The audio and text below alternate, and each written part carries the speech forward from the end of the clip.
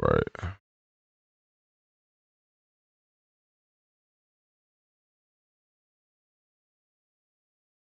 All right, let's go ahead and touch on this here. We got the Big Easy crew. Chicago Bears dominate the Philadelphia Eagles on the Eagles' home field after crushing 21-point comeback, allowing defeat last week. That was disgusting, man. It's going to be nasty. First, we got to talk about all the things that went wrong for the Eagles. Let's start off with suspect number one. Jalen Hurts.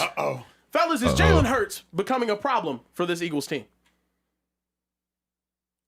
I think my issue with Jalen is that if the play calling is the issue, and you know it, you have to be more vocal about it, man, and just call a spade, you know?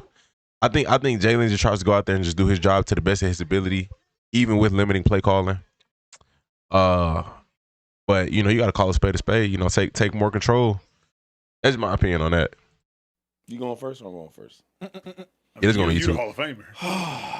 What's the question? We got the Cowboy guy asking about Eagles. This is hey, y'all got a loss. We got to win on the record this week. We got to talk about it. You got to ask Acho. I don't want to talk to him about it. Acho, do the Philadelphia Eagles have a Jalen Hurts problem? Absolutely, on a day like today. On a day where the Eagles have to actually pass the ball, on a day where the Eagles have to play from behind, on a day where the Eagles have to find some explosion in the offense, on a day where the Eagles won't have a lot of time of possession because their defense is not holding up in the run game. And hey, Jalen Hurts, we need you to be efficient. We need you to be effective. We need you to find explosive plays. This is when now the game does not play to Jalen Hurts' advantage. Jalen Hurts is great at dominating a game by time of possession. He's great at playing ahead of the sticks. But at the point in which the Philadelphia Eagles are behind the sticks, at a point in which the Philadelphia Eagles have to play from behind, I don't think the Eagles held the lead at any point in time during the course of this game, if I'm not mistaken. I think the Bears got on the board first and stayed on the board the entire time. Jalen Hurts is not the quarterback that can play from behind. I want to hear Jalen Hurts is not the quarterback take on this. that you can trust him to lead his team back when they are down and when the Eagles' defense is as bad as they were today. And truth be told, they were just bad at stopping the run. Like, they bent, but they didn't really break. They only allowed... They weren't bad. That was terrible. You allowed 120 by two different running backs? That's terrible. 24 points. That's not really all that bad. On a day like today, Jalen Hurts truly gets exploited for the lack of passing ability that he has at times. Yeah, I can't blame this on Jalen Is lagging? Hurts, right? He could have played better, but the whole team could have played better. I mean, another thing is, we talking about come back from behind. It wasn't like no blowout. It was like one possession type games. 7 points, 3 points, 9 points. I don't know what to say, man. I'm just so mad and so pissed off because we are a better team than the Bears. I know the Bears' record is... How can you still say that? I know the Bears... you watch the game? 1,000%. Yeah. That's why I'm asking how can you still say that? We play better. That's how they play, though. You know what? I'm not mad at him saying that they're a better team. Like, they have better players. That's cool. But... Well, no, actually, no. I'm not mad at him saying they have better players, but I mean they play like the better team today. It is what it is. The way they play is whether they were better coached or whatever. Right, we're gonna run the ball all day. We're gonna keep the ball out of our quarterback's hands. Yeah, we don't play like that. We just haven't been playing up to our standards, right? On defense, I haven't seen nobody run the ball on us. They had 250-some yards rushing. Correct. 2 running backs had 100 yards. That's crazy. That don't never happen against us. And we got bullied. They controlled the line of scrimmage, and then because you're gonna have to pay the coordinator bread, and I'm pretty sure they don't want to do that.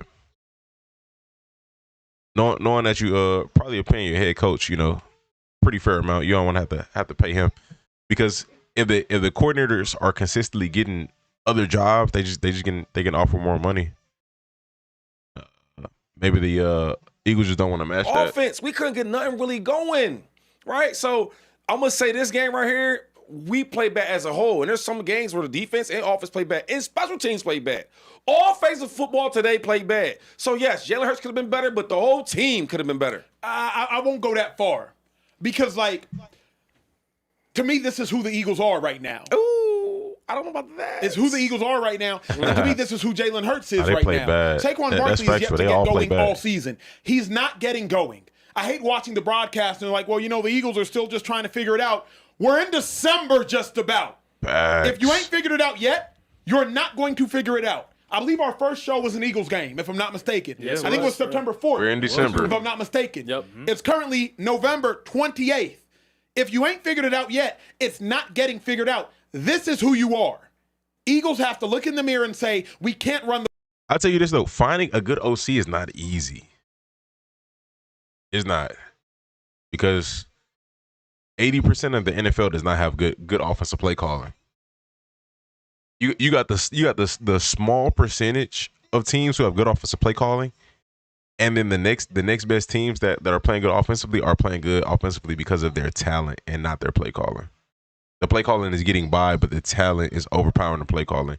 And then you got the teams who they don't have the talent nor play calling enough to really be a effective the ball this year. Jalen Hurts has to look in the mirror and say, I can't throw the ball effectively this year. The defense has to look in the mirror and say, okay, we are a solid defense. We bend a lot. We don't always break, but we bend a lot. To me, this is who the Eagles are. It's problematic at this point. A lot of stuff is this on offense. We didn't stay on the field long enough, though. Yeah. So if you look at the time of possession, they killed us on that part. Like today, actually, the running game wasn't really bad. But you didn't see a lot of us out there on offense to get them plays. And then Jalen Hurts, I will say this, on some of these plays, it looked like we wasn't. If you're trying to win a Super Bowl, you need good play calling. There's no competent play calling to win a Super Bowl. He's throwing the ball. He's trying to really make a run. He's like, okay, am I sitting down? Am I keep going?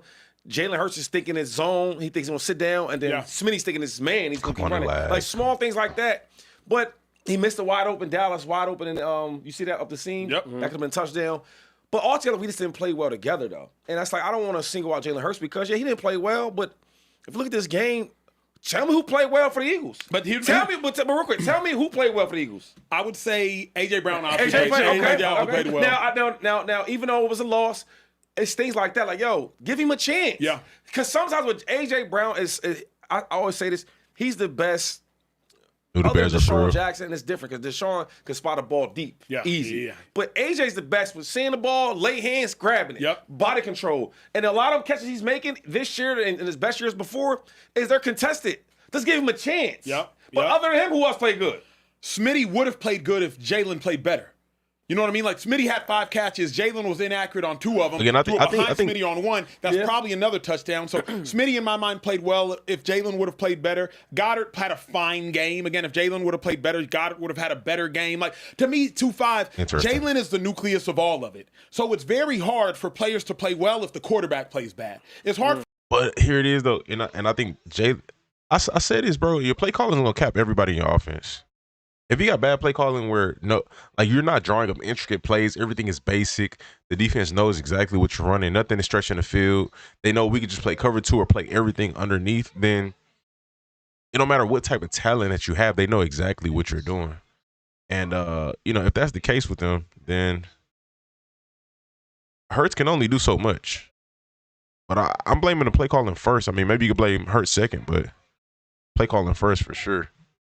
For Smitty to play well if the quarterback plays bad. Shout out to A.J. Brown for catching inaccurate passes. Because make no mistake about it, A.J. only played so great because A.J. is incredible. That's football, though. Exactly right. That's football. He's incredible. That's football. A.J. played well despite Jalen Hurts, not because of Jalen Hurts. Smitty played well despite Jalen Hurts, not because of Jalen Hurts. I can't say that. Like, I see some passes today, and Smitty didn't have a lot of opportunities. But I seen some he had one-on-one, and he caught the ball, and he got tackled for like 1 or 2 yards. Break that tackle. Make that dude miss. That's playing football. Yo, sometimes when your quarterback is not playing great or your lineman is not blocking great, we all been there. You got to make things happen. You threw the ball to AJ. It wasn't great passes, but he made a catch. Underthrowing the wide receivers. Sometimes, and if you look at our offense, I mean, it's honest that Jalen Hurts is probably out of all the talent we do have, he's not the most talented dude. Correct. So sometimes you got to build him up.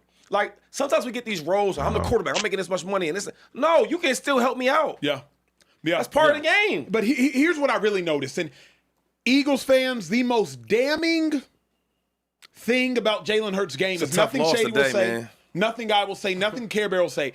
The most condemning part of Jalen Hurts' game was right before halftime. Nick Sirianni had time on the clock. And Nick Sirianni chose to let the time run down to the 2-minute warning as opposed to keeping his foot on the gas to go try to score more points. Why would your head coach do that? Because your coach doubts his own offense. Your coach doubts his own quarterback. Nick Sirianni spoke without using words. If you really had faith in your offense, you would put your foot on the gas and say, let's go try to get points now before half, and let's get the ball back after half. Instead, Sirianni is like, there's a good probability we're not going to score before half. And if we're not going to score before half, I want to ensure ensure that the Bears have as little time possible for them to go try and score. Why were the Chicago Bears more aggressive with less time before half than the Philadelphia Eagles were aggressive with more time before half? I can't say that. I think as a head coach, you look at the whole game, right? And everybody's not playing well. The whole game. Yep. The kicker's missing all type of field goals and kicks. Everything's going bad. It's a windy day. The quarterback's not playing well. Right? The running game is not great how it used to be. Like, all these things matter. And on defense, we can't stop nobody in the running game. So now, as the clock is going down, all you need is a couple good runs, what they've been doing. So I just think he didn't want to chance it. I don't want to panic yet. We didn't play well today. After Thursday, after Thanksgiving, we didn't play well. Black Friday. 2-5. It's past panic time. No. At the point in which the Eagles have lost back-to-back games to NFC. I'll tell you this, the Eagles are looking like the Chiefs from last year, where everything is not like you're not putting up enough convincing wins. Like, we know that y'all a good team. We know that y'all nice. Y'all got the personnel, but y'all just not putting up enough convincing wins to where, when them primetime games come where it's gonna be in the playoffs where, it's do or die, it looks like y'all are gonna get outcoached. That's what it looked like. Opponents that are both vying for playoff positioning and playoff spots, it's past panic time. If you want to write off the Cowboys game as, it's a divisional opponent, those are hard to play. We don't care about the lowly Cowboys, fine, but they beat the Chiefs. We'll get to that later. But you can't write off the Bears. The Bears and the Eagles are competing for the 1 seed. We 8-4 out, y'all. Sure, but now the Bears are 9-3. Okay, and they beat the Bears could have been 8-4. They're a 9-3. playoff team and they beat us. That happens. Shady. That happens. Tell me how it's panic time though. Because the Eagles, we're still a good team. We lost a game. 2-5. You won 2 Super Bowls, and your last Super Bowl you won by winning 8 consecutive games. For the end of regular season, 4 in the playoffs. Obviously, you've taught me this. You don't want to go into the playoffs limping. Now the Eagles still have a month remaining in the season, right? But right now they're limping. They're limping right now. Even that year, we played the Saints every year, and they will stuff a mud hole in their booty. Pause. What? I don't want to say ass because I guess I can say ass. You right? can say yeah. I said this because of Madden, but we played it's all the good. Saints, right? And they stuffed a mud hole in their ass every game, like 3 in a row. It didn't sound better. It didn't sound. Yeah, it didn't. Nah, It's okay. I mean, it's an old country adage. Run back. We played the Saints, and they stumped the mud hole in their ass. There you go. That was good. Anyway, that was good. The point being is that, and then we played them in the playoffs, and we stopped the mud hole in their ass, right? So it might not go the way you like it. It damn sure is going the way that Care Bear likes it, right? But that's Hey, and I'm gonna treat the Eagles like this too. Even though, I'm gonna give them somewhat of the same grace that I give the Chiefs. When they get into the playoffs, they might cut it back on. But you want to start seeing signs of that now. Like, can we get a stretch of Saquon going for 100, like 3 games in a row? Something like that, or at least 3 out of the last 4 games. Can we get something like that to where we see a glimpse of it where we feel comfortable that I might turn it back on. But I'm gonna give them some grace, but it's still question marks. And the closer we get to the playoffs, it's gonna be very interesting. Part of the game. Yeah. Right? Yeah, we lost this game. But one thing I know about the Eagles, though, what we had, the other teams don't have. We got that winning DNA, and we got to have it. We're going to bring it. Shady. Because losers can't tell me about winning DNA. Just so you know that. So whoever's about to go after me, let me say it again. Losers can't tell me about winning DNA. We would have a losing record if y'all did y'all's job last Sunday. We would have a losing record also if we didn't do our job. I believe we yesterday. have Jalen Johnson, Bears cornerback, calling right now. Y'all know what it is in the speakeasy. You never know what superstar guest you gonna get right after the game. What a game! What an absolute game! Especially by that Bears defense. Salute. That's what I'm talking about. I couldn't believe we should have him here joining pretty soon. Go ahead, Kid. Look, Shady, my concern for you guys is right now, y'all look a whole lot more like the 2023 Eagles than y'all do the 2024 Eagles. Whenever y'all struggle, right? You love bringing Jalen Johnson in the building. He's still in the building. Okay, we're gonna move on to the next topic. Y'all go ahead. Let me know y'all thoughts. How y'all feeling about the Eagles right now? Great win for the Bears. Great win for the Bears. So to show that they are that, they just need to stack these up. That's how I feel. They just need to keep stacking these. Let me know y'all thoughts. Applause, please. We got Jalen Johnson in the building. Y'all stop what y'all doing right now. Yeah, it's Chicago. Yeah. Oh shit! Hey, why y'all doing us like that though? Nah, man, you was popping it. We had to pop it back. Oh, hey, I gotta keep it We had to real. pop it. Hey, yo, real talk. that right. What's up with the defense though? Y'all came today like y'all was trying to make a statement. Hey, if we didn't, we was dead ass wrong. Facts. So, hey, them boys got dudes over there, man. We had to step up to the plate. Well, how was Chauncey Gardner doing though? I know him personally. I know he was psyched up the whole time, huh?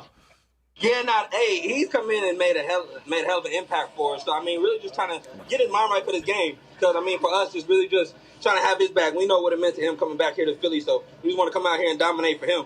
Hey, speaking of coming back, though, it's your first game back, bro. You the leader of the defense. You the all-pro. You the pro bowler. We've talked to you several times on different shows. How'd you feel being back, G?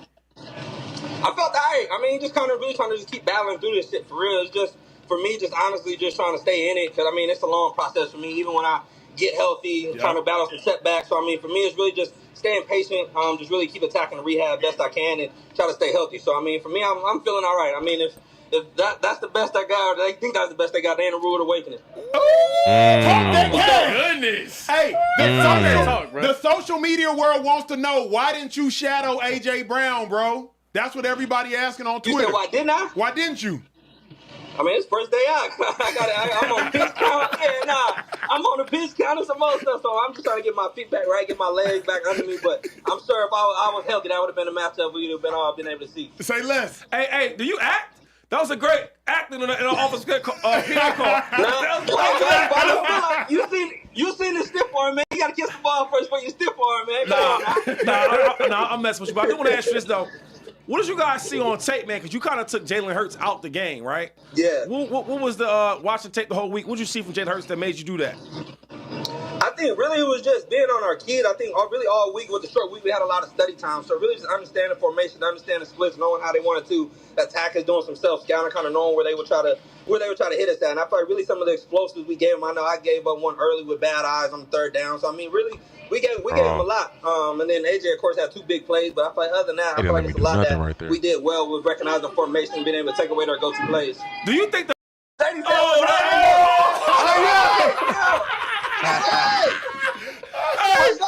Hey, I said, I know you was going crazy after that win. I think he was going crazy.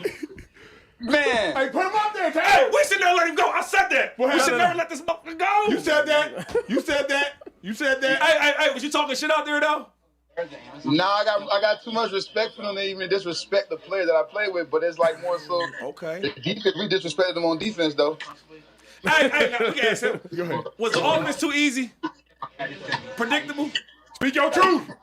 Speak your truth.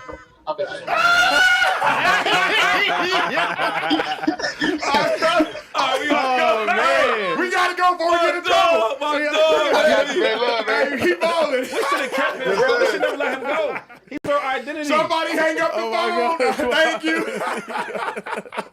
Hey, this was Speak Easy. This is Speak Easy. This is Speak Easy and True Score. That was Chauncey Gardner Johnson, who Jalen Johnson just handed the phone off to. And you see what Chauncey said. We need that on social. Oh, for sure. We need that Definitely whole going up. situation It's that definitely- we need that on social. I'm supposed to call him back, man. I know he looking at me like, why you ain't take your win, go home, man. That's crazy. That's that was crazy. The week was wild. The week is wild. You can tell they watch. They talking about you got the Cowboy with you. Yeah. Oh yeah. Yeah, Now, he yeah. said I'll be watching. So everybody know what it is. So everybody know you're a Cowboys fan. Absolutely. Yeah. Stand on it. Come on now. Hey, let's talk. Where are you going with the Bears? Yeah, I was going with the Bears. Yeah, Could. So look, the Bears obviously just had an amazing defensive performance, but right now they're now sitting at 9-3 in the NFC, top of their division, looking really comfortable at the top of their division after another loss by the Lions on Thanksgiving. Are these Bears for real, in y'all's opinion? Hell yes. Where my one shot? My one. I don't even want to look at Shady. Bears legit. Run that back to record. They said predictable. Hey, I ain't mad at it. Yeah. It might be the truth. All right.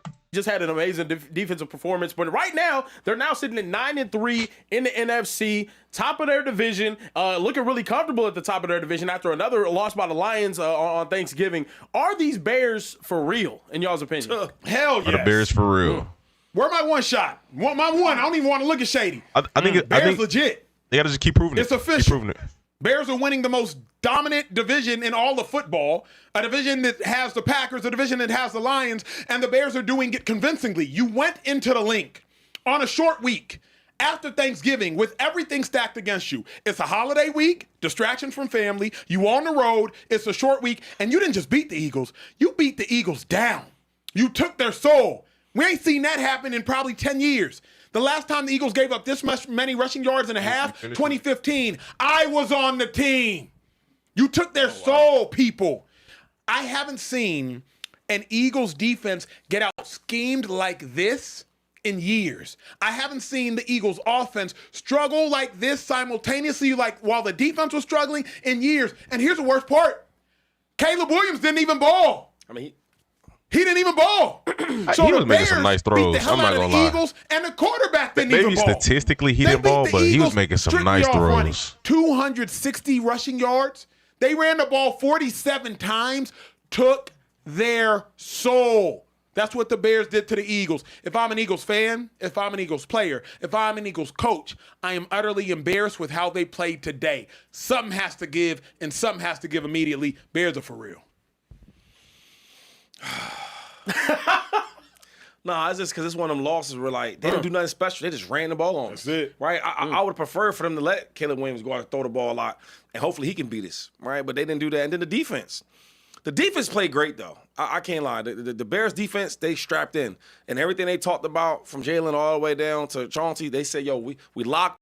I would not be surprised if the Bears defense takes a like kind of like flip that switch, kind of how the it looks like the Cowboys defense has, because they just got some new additions. Jalen Johnson and Kyler Gordon. And you did add CJ, and CJ's been playing pretty good. So, I'm not gonna I'm gonna add that as somewhat of a new addition. But the safeties have been fine. Jaquan Brisker is a nice safety. Kevin Byard is a nice safety. It's just the CB2. So we're going to see how consistent Nashawn Wright can be on that side, or Tyreek Stevenson. But, we're going to see how consistent they can be, and hopefully, not get picked on as the weaker link. But they do got a nice defense on paper. I say that for sure. Then it's a simple offensive game plan. They talked about it, right? Caleb was terrible. And that's what they did. And they looked at the confidence. I always talk about in football. Well, I watch highlights. Any sport. On them highlights, he was making some nice the difference throws. Was last year, they looked confident. You can see the demeanor, the way they walk, the way they talk, and the way they come up to the line of scrimmage. You watch them now, the confidence ain't there. From everybody, from everyone off, especially the linemen to the running backs. I need to look confidence again. And you only get confidence when you start playing well. Until we start playing well and rushing the ball. Like Saquon had 13 for 56. Yeah. I would have loved to see him touch the ball a little bit more. But we didn't have the ball as much. Yeah. Because You didn't get him involved in the pass game, though, either, as well. It was, Look, this Bears team, though, we all kind of thought, okay, now they're starting to play some real competition, they're going to fall off. Their schedule has been overwhelmingly, easy. It's unbelievably easy, the teams that they have been matched up with thus far. And after they lost to the Ravens, they lost to a backup quarterback. They lost to Tyler Huntley with the Ravens on the road. We were thinking, okay, they're not serious whatsoever. What they did out there really makes me question a lot of things. It makes me question, have we been taking Ben Johnson for granted? Have we not been taking Ben Johnson as seriously, moving over to that team that has a bunch of talent on the offensive side of the ball as seriously as we should? Because their run game is unbelievable. Bro. I'm sorry. They're making me question if the Eagles are a physical football team. Whoa. Come on, I'm being honest. Hey, no, you can really make that question because Cam Scatterbull, he was running on them pretty tough too. And that's a physical back, and both of these running backs was running very physical today. He got pushed around today. Here is what I will say, and Shady, you tweeted it, so it's honest. But you had them games, though. Yeah. You have them games where, maybe you wasn't as prepared as the other team, right? And maybe the other team was more hungry. Yep. You have these type of games. I just feel like when I watch the Bears, they have really, really good defense, and they are coached very, very well. Ben Johnson doing a great job over their offense. But if you stop that running game, which is hard to do, Correct. I think you could control the game and win it. Because I'm not confident enough when I'm watching the Bears, and it's not just me talking, it's the way they call their plays. Yeah. If you watch the way that they play with Caleb Williams, their quarterback, it's super simple, conservative offense. Yo, for today they put a whole bunch of runs in and not mad at that. screens, run like safe. So I'm saying like the way to beat the Bears, and it's not, and I'm talking like this, obviously because we lost the game and I'm upset. But if I'm just taking my bias, Shady McCoy out of it and looking at the game, offense and defense, the way you beat the Bears, you stop their run, right, and you make them have to put points up to beat you. Yeah. I don't know if they can do that. It's hear not you. time I to mean, time out the other game. But let me speak on this because Shady knows it from the offensive side. I'll speak from the defensive side. The Bears' run game, to me, it wasn't that it was just physical. It was that the Bears have offensive plays that the Eagles don't even have installed. Every single one of the Bears runs that hit, they were split zone action runs, which means the linebackers are going one way, the D-line is going another way. Every single run, it was either counter, it was split zone, it was zone cut. Like every one of the Bears runs, and Shady's nodding his head because he knows exactly what I'm talking about. It was running back flow this way, tight end come across. Hey, that's going to hit back in the A-gap. Yep. But the Eagles have fast-flowing linebackers. Not to nerd out on y'all, I apologize in advance. We'll get to y'all super chats too momentarily. But the Eagles have fast-flowing linebackers. So if Eagles see run left, they start sprinting left, not realizing, hey, it's zone cut. It was 17 that for run left is 36. never hitting the C-gap or the D-gap, the outside gap. It's coming back to the A-gap. It's not a bad point though, because I've said that. Like I haven't been convinced of the Bears play calling. Like it's been inconsistent, fair to say. So goodness gracious. So to say that they just beat us by running the ball and they didn't really do anything intricate in terms of passing the football, I'm not mad at that. But I mean, I don't know how they're gonna tighten up if they have to rematch with the Bears, man, because it's not like y'all finna add any new players, Like 120, 130 from two running backs is crazy.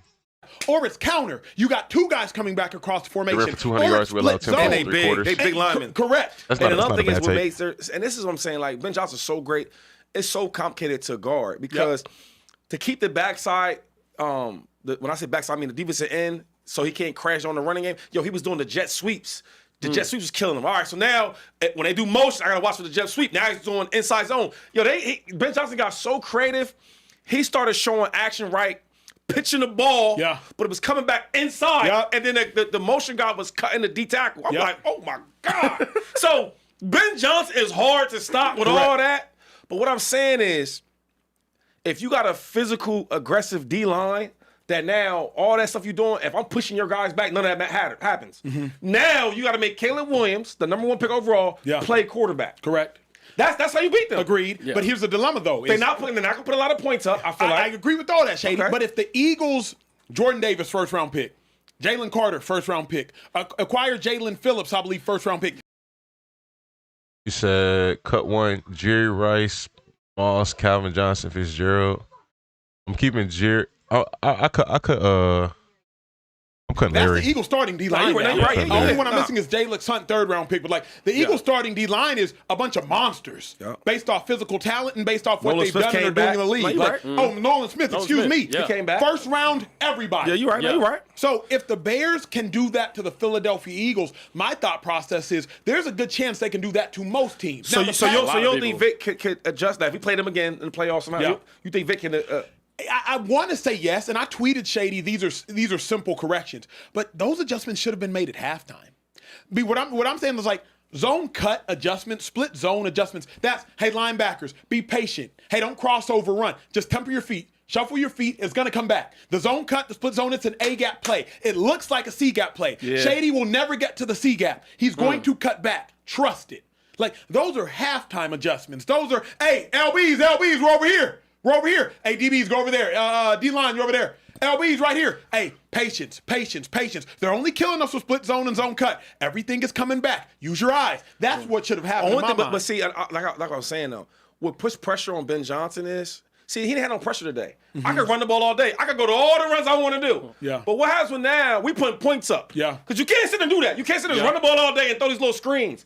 We didn't put enough pressure on him to adjust. But I say if we play them again, and hopefully we do, of course, right? I think defense got to be better. But if we put points up, now He has to throw the ball Yeah. to beat us. Why are everybody so excited? Because we lost. What's so excited about? You face us, we got a new super chat record. Oh yeah. Oh my God. Oh, it's that 100. day. Eagles lose too, and that's what we do. We have our first Oh my God. $200 wow. super chat. Oh my God. I don't And care it's how from- much it is. If it's about some Eagle, hate, Oh my God. yo, look, I'll send it. If it's Oh, if I it's like what this one says if it's too. some Eagle hate, send it back, and I'll pay the $200. Just to not read Hey, it. hold on, Yeah, I no. got money right Hey, you now. know what this I is got money from? right I know what this is from. You know what This this is is from? this is from our guy, Damon Saunders. Before you want, do you want 50s or 100s? I got whatever you need. got If it's blue some faces? If it's some Eagle hate, don't read it, and I'm gonna pay you. You got to $200. show the camera, Shady, Come on because the now. camera can't see me. Yeah, we need to see the blue. So you the going to pay blue us to not faces. read the super chat. That's right. No hate. How much we Look. doing? Is this 200? What is it? 200? 200. Is it Eagle hate? I might just say yeah, even if it ain't. I need that money. In my Wait, pocket, no, bro. I ain't no, gonna lie to you. If you, I If might it's not just tell Eagle you. hate, if it's Eagle hate, I can't. We ain't reading it. I might just have to. Yeah, let me, cause this is the man that made the bet with So you Care remember- Bears. you- last- okay, hold on, Yeah, hold on. yeah. Break 'cause it down. I don't think If Shady was y'all here. are here Yeah, for this, wait a second. Shady Yeah. wasn't here. Shady wasn't here. Yeah. Last week I said, when I was asked, I'm sorry, not last week, a couple days ago, I was asked, who do you trust more in this game on Thanksgiving between the Cowboys and the Chiefs? Yep. And I said, I would be out of my mind to not trust Patrick Mahomes. But I'm trusting Dak Prescott more, Yeah, is what I facts. said. DeMond went ahead and said, bet that. You know what I said in the face of adversity? The What you same say? way I did with Shady McCoy. What you when say? He had to give me that What selfie you video. say? I said, bet. This is him paying up that bet. We respect the man that pays up his bet. Go ahead and tell us what he said. respect a man that, because honestly, you could have ducked us. Coulda. You could have Coulda. unsubscribed. Coulda. You could have ran from us. Never came back to the show again. Coulda. But you manned up. Yep. And you paid your debt. You still and still we can. appreciate that. So let me read this super You chat. still can lead, dog. He said, yo, St. Louis in the building. Look out, Shady. Much respect, my guy. You are one of my favorite players of all time. I still have your jersey. Now to the big yellow fella. Dak Prescott is the best quarterback in the league. Talk to him. I'm not dancing, bro, but here's 200. That's I have to disagree. Fire. Clap it up for my dog Damon in the chat, man. That's lit. That's lit. That's what I'm talking about, man. That's fire. We respect someone that pays up their bets. Hell And you know, yeah. Absolutely. you know what it is. And you it know wasn't, he's playing like it wasn't right a now. here damn pay up No, either. no, Like what Shady gave you, and he was like, Dak Prescott That's what I'm is talking the about. best quarterback. He comes up clutch. I'm sorry, the last part. I was with you guys. The last part, did it say Dak is the best quarterback? That was the bet. In He the had to league, say though. that. He had to Yeah, say yeah, that was part of the bet. Yeah, that's part of the bet. Oh, okay, that was a bet. Oh, Yeah, okay. yeah. Well, Hey, keep clicking on super chats while we here. We do have a lot. Okay. We got a lot. Let me scroll back up. Okay. Jeremy Fowler said, real talk, it's time for Shady to put some respect on these boys in Chicago. He stayed hating all year. Bear the down. Max Bet Cash House said the Bears, first time since 85 the Bears had 2 running backs rush for over 100 yards. Since Can we be 85? taken seriously now? We do have to fact check that. We fact check things here on the Speakeasy. We have to look at that one. Blake Brown said, please explain how Kevin Patullo still has a job. Do they not fire OCs this late? Can't Sirianni just take over? We did discuss that. So Oh, this is late in the season to be firing an OC. I'm not gonna lie. If they was gonna do that, they should have been did that. I mean, is it gonna get any worse? I don't know, but still, it's just like, I don't know, man. make sure you tap in with that. Yo, Acho, is Packers football still boring? We just had to re-identify our offense with the injury to Kraft and Jacobs. Hurts been looking real Bryce Young this season, or am I tripping? Real boom or bust. Woo. It's They getting spicy. talking in the Yeah, it's super chat. getting spicy. It's getting spicy. I got a couple Fellas, more. Hold on, one sec. It's true. Last time the Bears had 200-yard rushers was 1985 with Walter Payton and Matt Suey. Sweetness. Making Wow. history on the Super Bowl champs That's is crazy. crazy. 40-year-old history on the Super Bowl Dang. champs. They That's wild. That's wild. They broke records on your defense today, Yeah, Shady. that's wild, Shady. Y'all are ass, man. Oh, my goodness. Oh, 0-2 last 2 games? Wow, that's nasty. Anyway, continue. Yeah, so we got another 20 out. My computer's slowing down. The super chats are they going just so going crazy. crazy? It's Wow. going wild. That's what's going on. Old ass computer. So, Fly Beezy said, I got to pause this before. He said, pop it, Care Bear. They said we would lose against the Seagulls. Yo. Then come on, man. Why y'all setting I me know, up like this? pop my shit, like Yeah, that's what he played, but yeah. like he gotta say that. He can't just say pop it, Karen. He's attracting all his type of Ask the fans, grown man. man to What's- tell a grown type man of to fan pop you Real it attract- Bryce Young. on national. When Come on, statistically bro. he played better than Burrow. He said they said we would lose against the Seagulls. Then they said we would lose against Kansas City, and then they came up with 214 excuses and squirrel jokes when we put belt to ass. Dallas Cowboys for life, man. TA, I'm not even gonna try to pronounce his name. Said I watched from somewhere in England. It's my first time watching mate. live. Oh, mate. Hey, mate. Hey, mate. It's my first time watching live due to the time difference. Big up to Kieran, Social Trade, Shady, TJ, and James Jones. Acho, my African brother. Will you ever have Chase on the show? The Bears. Hashtag the Bears. Chase. Watching from Rhoda, Spain. Long time watcher, first time chatter because of the government shutdown. But I'm here now. Been with y'all since the beginning. When are we going to put some respect on the Bears? Listen, I don't want to take up too much more of the conversation. Y'all are killing it right now. I'm going to get back to work. Acho Denari got, stuff for me to do. They told y'all to stop playing with the Bears, man. It's going crazy. We got a lot of Bears fans in the building. Shout out to the Bears fans, bro. Congrats on the dub. Congrats on setting history on these Eagles. Bears looking real right now. They're looking real right now. Again, it's about stacking. It's not about one good performance. Because this is the first good win we've seen them have in a while, so not about one good performance, it's about stacking it. And we're gonna see. We're gonna see. To be determined. I can't give, one good week a grain of salt, so I mixed that up so bad. If you get me, you get me. But appreciate y'all for watching. Subscribe, stay tuned, stay blessed.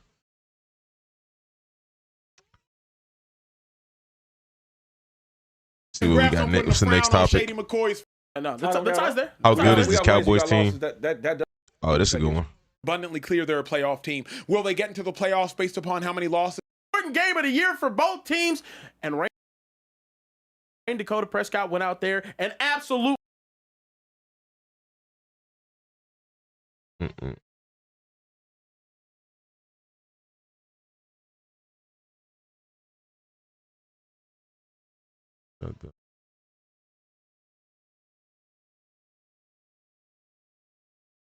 Shady McCoy was doubting us. The Dallas Cowboys went out there and got a dub on the team that went to 3 straight Super Bowls previously, the Kansas City Chiefs. In a playoff elimination, everything matters. You need this game more than anything. It's the most important game of the year for both teams. And Dakota Prescott went out there and absolutely cooked. Fellas, the Dallas Cowboys beat both teams that were in the Super Bowl in the span of 4 days. Sheesh! This has never happened in NFL history. Talk it. Ever. Talk it. Interesting. Fellas, how I said good this has never happened in are NFL my history. Dallas Cowboys? Interesting. The Dallas Cowboys are a top 5 team in football right now since the changes that have been made. Say it again. How can you even? The Say it Dallas Cowboys. It's not unfair to say at this point. I mean, let me look at it real quick. Let me see.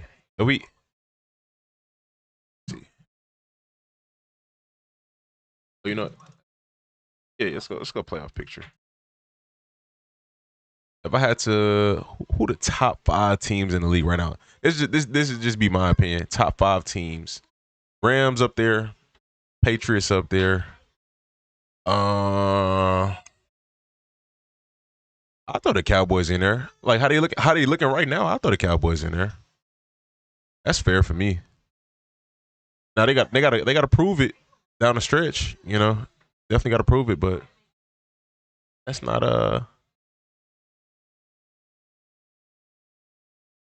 not too bad. Cowboys are a top 5 team in football since the changes that have been made. Won't he do it? This is an absolutely different team than the one that started at the beginning of the season. Quentin Williams has changed things. DeMarvion Overshown and his speed at the second level has changed things. They've put less pressure on the offense, and now the offense can play from freedom as opposed to playing from fear. They don't have fear that they have to score every single time. Now they have a freedom to go down and score every single time, and if they don't score, they trust that their defense can get stops. This Dallas Cowboys team is a playoff team. It's abundantly clear they're a playoff team. Will they get into the playoffs based upon how many losses they had at the beginning of the season with a different team? I do not know, let alone being concerned, but the Dallas Cowboys. Yeah, that part really, like, their start set them back. But, like, the team that they look like right now look tough. Are currently a top 5 team in the National Football League. And truly, if you look at their roster, they actually have top 5 talent.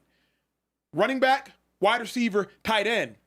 They probably have a top 5 wide receiver, running back, tight end room in all of football. In the regular season, they have a top 5 or at least a top 7 quarterback in all of football. So offensively, the Dallas Cowboys are hovering around that top 5 status. Now defensively, I believe they have the best defensive tackle tandem in all of football. Can they continue to shore things up at linebacker? Absolutely. Do they need to shore things up at cornerback? Beyond the shadow of a doubt. But the Cowboys have beaten the Eagles, and they've beaten not just the Chiefs team, a desperate, life on the line Chiefs team within a 5-day period. 2-5. I don't know how you can deny it. I truly don't know. How deny that you're saying that the Cowboys is a top 5 team? What's that get you? Tell me what that gets you, because I guess Wins over the Chiefs and the Eagles. what's that get you though? The top 5 in the league. What's that get you? Because the top 5 got teams in the league, I could name you who they are, what they're doing, where they're going. I guess you want to sit here and have your fingers crossed and hope that maybe things happen for you guys to get in the playoffs. What are we talking about? You over here bragging about the Cowboys? They're the greatest team now. Where's that get you, Acho? You had some good games and y'all won a couple games. Y'all 6-6. That's the truth. 6-5. That's the truth. Mm-hmm. So where's that get you? He need time. Trey, he need I'm time. talking to you. But he need time. Care Bear need. We got to honor timeouts in the studio. Okay, let him talk. Is it half or full? I need a full timeout. Hey, that's aggressive. LaShawn Shady McCoy. There are half You have a timeouts in lot the of NFL. things to say about my team and the record and where they are in terms of the playoff standings. 2 weeks ago, you had a point. Now, how many losses do the Philadelphia Eagles have on their record? 4, I believe. How many losses do the Cowboys have on their record? 5. Oh, wow. It's a whole lot closer than you thought it was going to be, right? Does the tie count? Ties just Yeah, Ty does. The tie's there. The We tie's there. got wins, Yeah, we got tie losses. count. That does matter. No, Ties I and wins. understand. Yeah, Y'all he's finished talking to with you, the same. Shady. But I'm saying, I just want to make sure Right right, now? because he don't always be correct with certain I things. hear you. So I'm saying like wins matter, loss matter, and so does ties. ties, yes, there's a Okay. tie. Right. Yep. So add that in there. Continue. The Cowboys have everything to play for ahead of them. We play the Lions. They beat the Lions. What's going to happen after that? We now would have a better record than Lions. We leapfrog them. Oh, snap. Okay, we'll see. Y'all lose another game? Uh-oh. Every pressure, everything- you're going to start feeling it. everything- You already felt it today when the Chicago we Bears lost. stomped the mud hole in your ass. All I'm That's what saying- you're going to feel. We a game and a half behind the Philadelphia Eagles for the division. We're the best team in the NFC a couple weeks ago. Now look where you at. Uh-oh. Sorry. Oh, Weak. Interesting. Where we at? In the trenches. You're weak. My That was literally Your just a team, couple weeks not ago. special. It's interesting. Y'all look a lot like the 2023 Eagles. This sounds good and all that. He's loud. The Cowboys are 3-0 with Quinnen Williams. Yeah. But that don't get you. That don't get you nowhere. Let me cook. Let him cook. The Let him Cowboys cook. ranked He is in the kitchen. 31st in EPA per play on the defensive side of the ball. What is before that? trade? What's that mean? It means we had one of the worst defenses in the entire Man. league. Okay. Because you stone. EPA is a stat that I take with a huge grain of salt. It's not like super reputable. I mean, it's like I'm not gonna say it's not super reputable. It's just like it's a stat that doesn't hold like a huge weight for me personally. But it's a good stat. It just don't hold a whole crazy weight for me. Words out there now. After Quinnen Williams, number 9. Cowboys are playing like a top 10 defense right now, and they're playing like a top 10 defense against the Chiefs, Patrick Mahomes, Yeah. against the Eagles, That's two Saquon Barkley, Super Bowl and MVPs. Devontae Smith, and AJ Brown, and Jalen Hurts. Yeah. Yeah, the 2 teams that were in the Super Bowl. Now we look like a top 10 defense against those teams. Yeah. Okay. All right, Shady. Keep doubting us. We're right in the playoff picture right now. And I know you don't want to see us again. Oh. And that's why you keep saying what you're saying. Y'all don't want to see us again. Go ahead. You done? I'm done. Because he's throwing where I don't know some of the words he was. I don't even know He's they even charged meant. on SAT. Yeah, like that was for EPA. that's for the people out there. But for me, Dallas nice. On the same recording. Dallas nice, but they got to keep stacking, because what they did is beat 2 good teams. But what they also did is beat 2 good teams that are not playing up to the level of talent that they have on the roster. I do think both of those teams are much talented than their record shows, but it's okay. Still good wins for Dallas, and again, they just need to keep rolling. I play football. BBL. Hey, yo, Trey. Trey. I play football. I don't know what that meant. I'm like, what? Yeah. You might say BBL next. I don't know what that means. Right. Anyway, all I'm saying is you telling me that since I got quitting and this and that and the third and all that, the trades and this, cool, they 3-0. What does that get you? Because all that you just yelled and hollered about, today are not in the playoffs. And you're hoping that you're going to beat the Detroit Lions. You're hoping for that, It's right? a good thing the season don't end today, isn't it? I'm just saying. I mean, I can't beat my chest about something that's not real. The Cowboys in the playoffs is not real. It's not. Looks good. Dang. George Pickens is playing great. Dak's playing well, right? It is they not far. CeeDee Lamb came back to life and all that. The truth of the matter is, if it ended today, what happens? Good luck next year. That's what happens right now. So all I'm saying is, before you talk fly and all this and all that, right? You got your curls in your hair, you got all your gel in your hair. Before you get all fancy, right? Let's get the Cowboys in the playoffs, because right now all this is a great story with no ending. Ooh, that's the truth. That's a bar. That's the truth. Shady fought back. That's the truth. Shady fought back. Yeah, he did. Shady fought back. And if he don't like it, we can bet something. Yeah. I ain't broke. And you got the cash on you. I seen it. Shady, how about we bet? My Cowboys make the playoffs? Not the buzz down. Oh, I thought you was You flexing want to bet something? How about we bet that my Cowboys make the playoffs? What you want to bet? Who they got left? Let me see what they got left. I'll pull up their schedule. Now we really get to see how much Care Bear really make. What you willing? How much does Acho really pay you? Let's see, Care. What you willing to bet? Money is crazy to bet with a professional athlete. We can bet something like cool, like you know. We can bet the I know what you make. You know what I make on the show. So we both eating good. We can make a nice bet, right? Yeah, friendly wager. Y'all got the Detroit Lions. Yeah. It's a good game. Y'all should beat the Minnesota Vikings. They don't have anybody. Yeah, we got the Vikings. Oh, we got the Chargers. That should probably be a good game. That'd be a good game. You probably should beat the Washington Commanders and then the Giants. Yeah. But then again, the rookie might come back for the Giants. So, big mouth. Big pockets. Okay. Huh?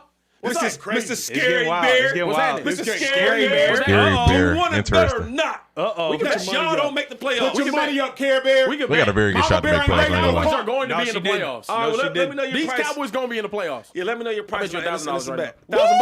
$1,000? Shake on it. Oh yeah, y'all got money. Acho, we got to renegotiate my contract. He just betting 1,000 like that. We got to renegotiate. That was a reckless bet. That That wasn't reckless? For who? I'm going on. Oh, he said that was light work. Oh.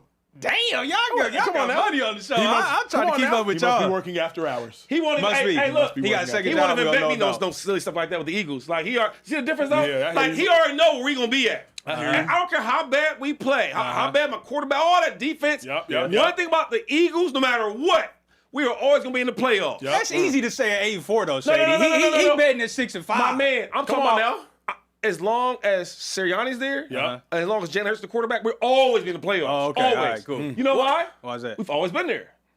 That's what we do. That's facts. That's what we do. That's No matter facts. what. Okay. That's fact. He keep going back to 20. What's that? 15? What'd you say? 2017? What you keep saying? What Michael Jordan say in What'd he the Last Dance? What do you? Real man talk shit when he down. Weaker man talk shit when he up. Now he Michael Jordan. Care, Bear. But now you MJ. This guy, man.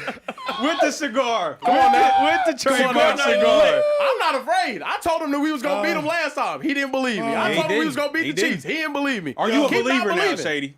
Are you a believer now? Believer in what? That the Cowboys are real contenders in the NFC? No. At least can't, he thinking now though. But Yeah. how can I put this is what I'm saying to you, Trey. Listen what I'm saying. I'm listening. How can I put them as a contender when they're not in the playoffs right now? Or they trying you know what? They're in the hunt. Yeah. They're in the hunt. They're in the hunt. There's certified, guaranteed playoff teams. Yep. Then there's teams that's like, yo, they should get in, and there's the guys in the hunt. Yeah. And they're in the hunt. There's 6-5 or something like that in the tie. Yeah, that's in the hunt. Okay. So they got their rifles loaded. Yeah. They packing up the pickup truck. Yeah. They got the ammunition. Right.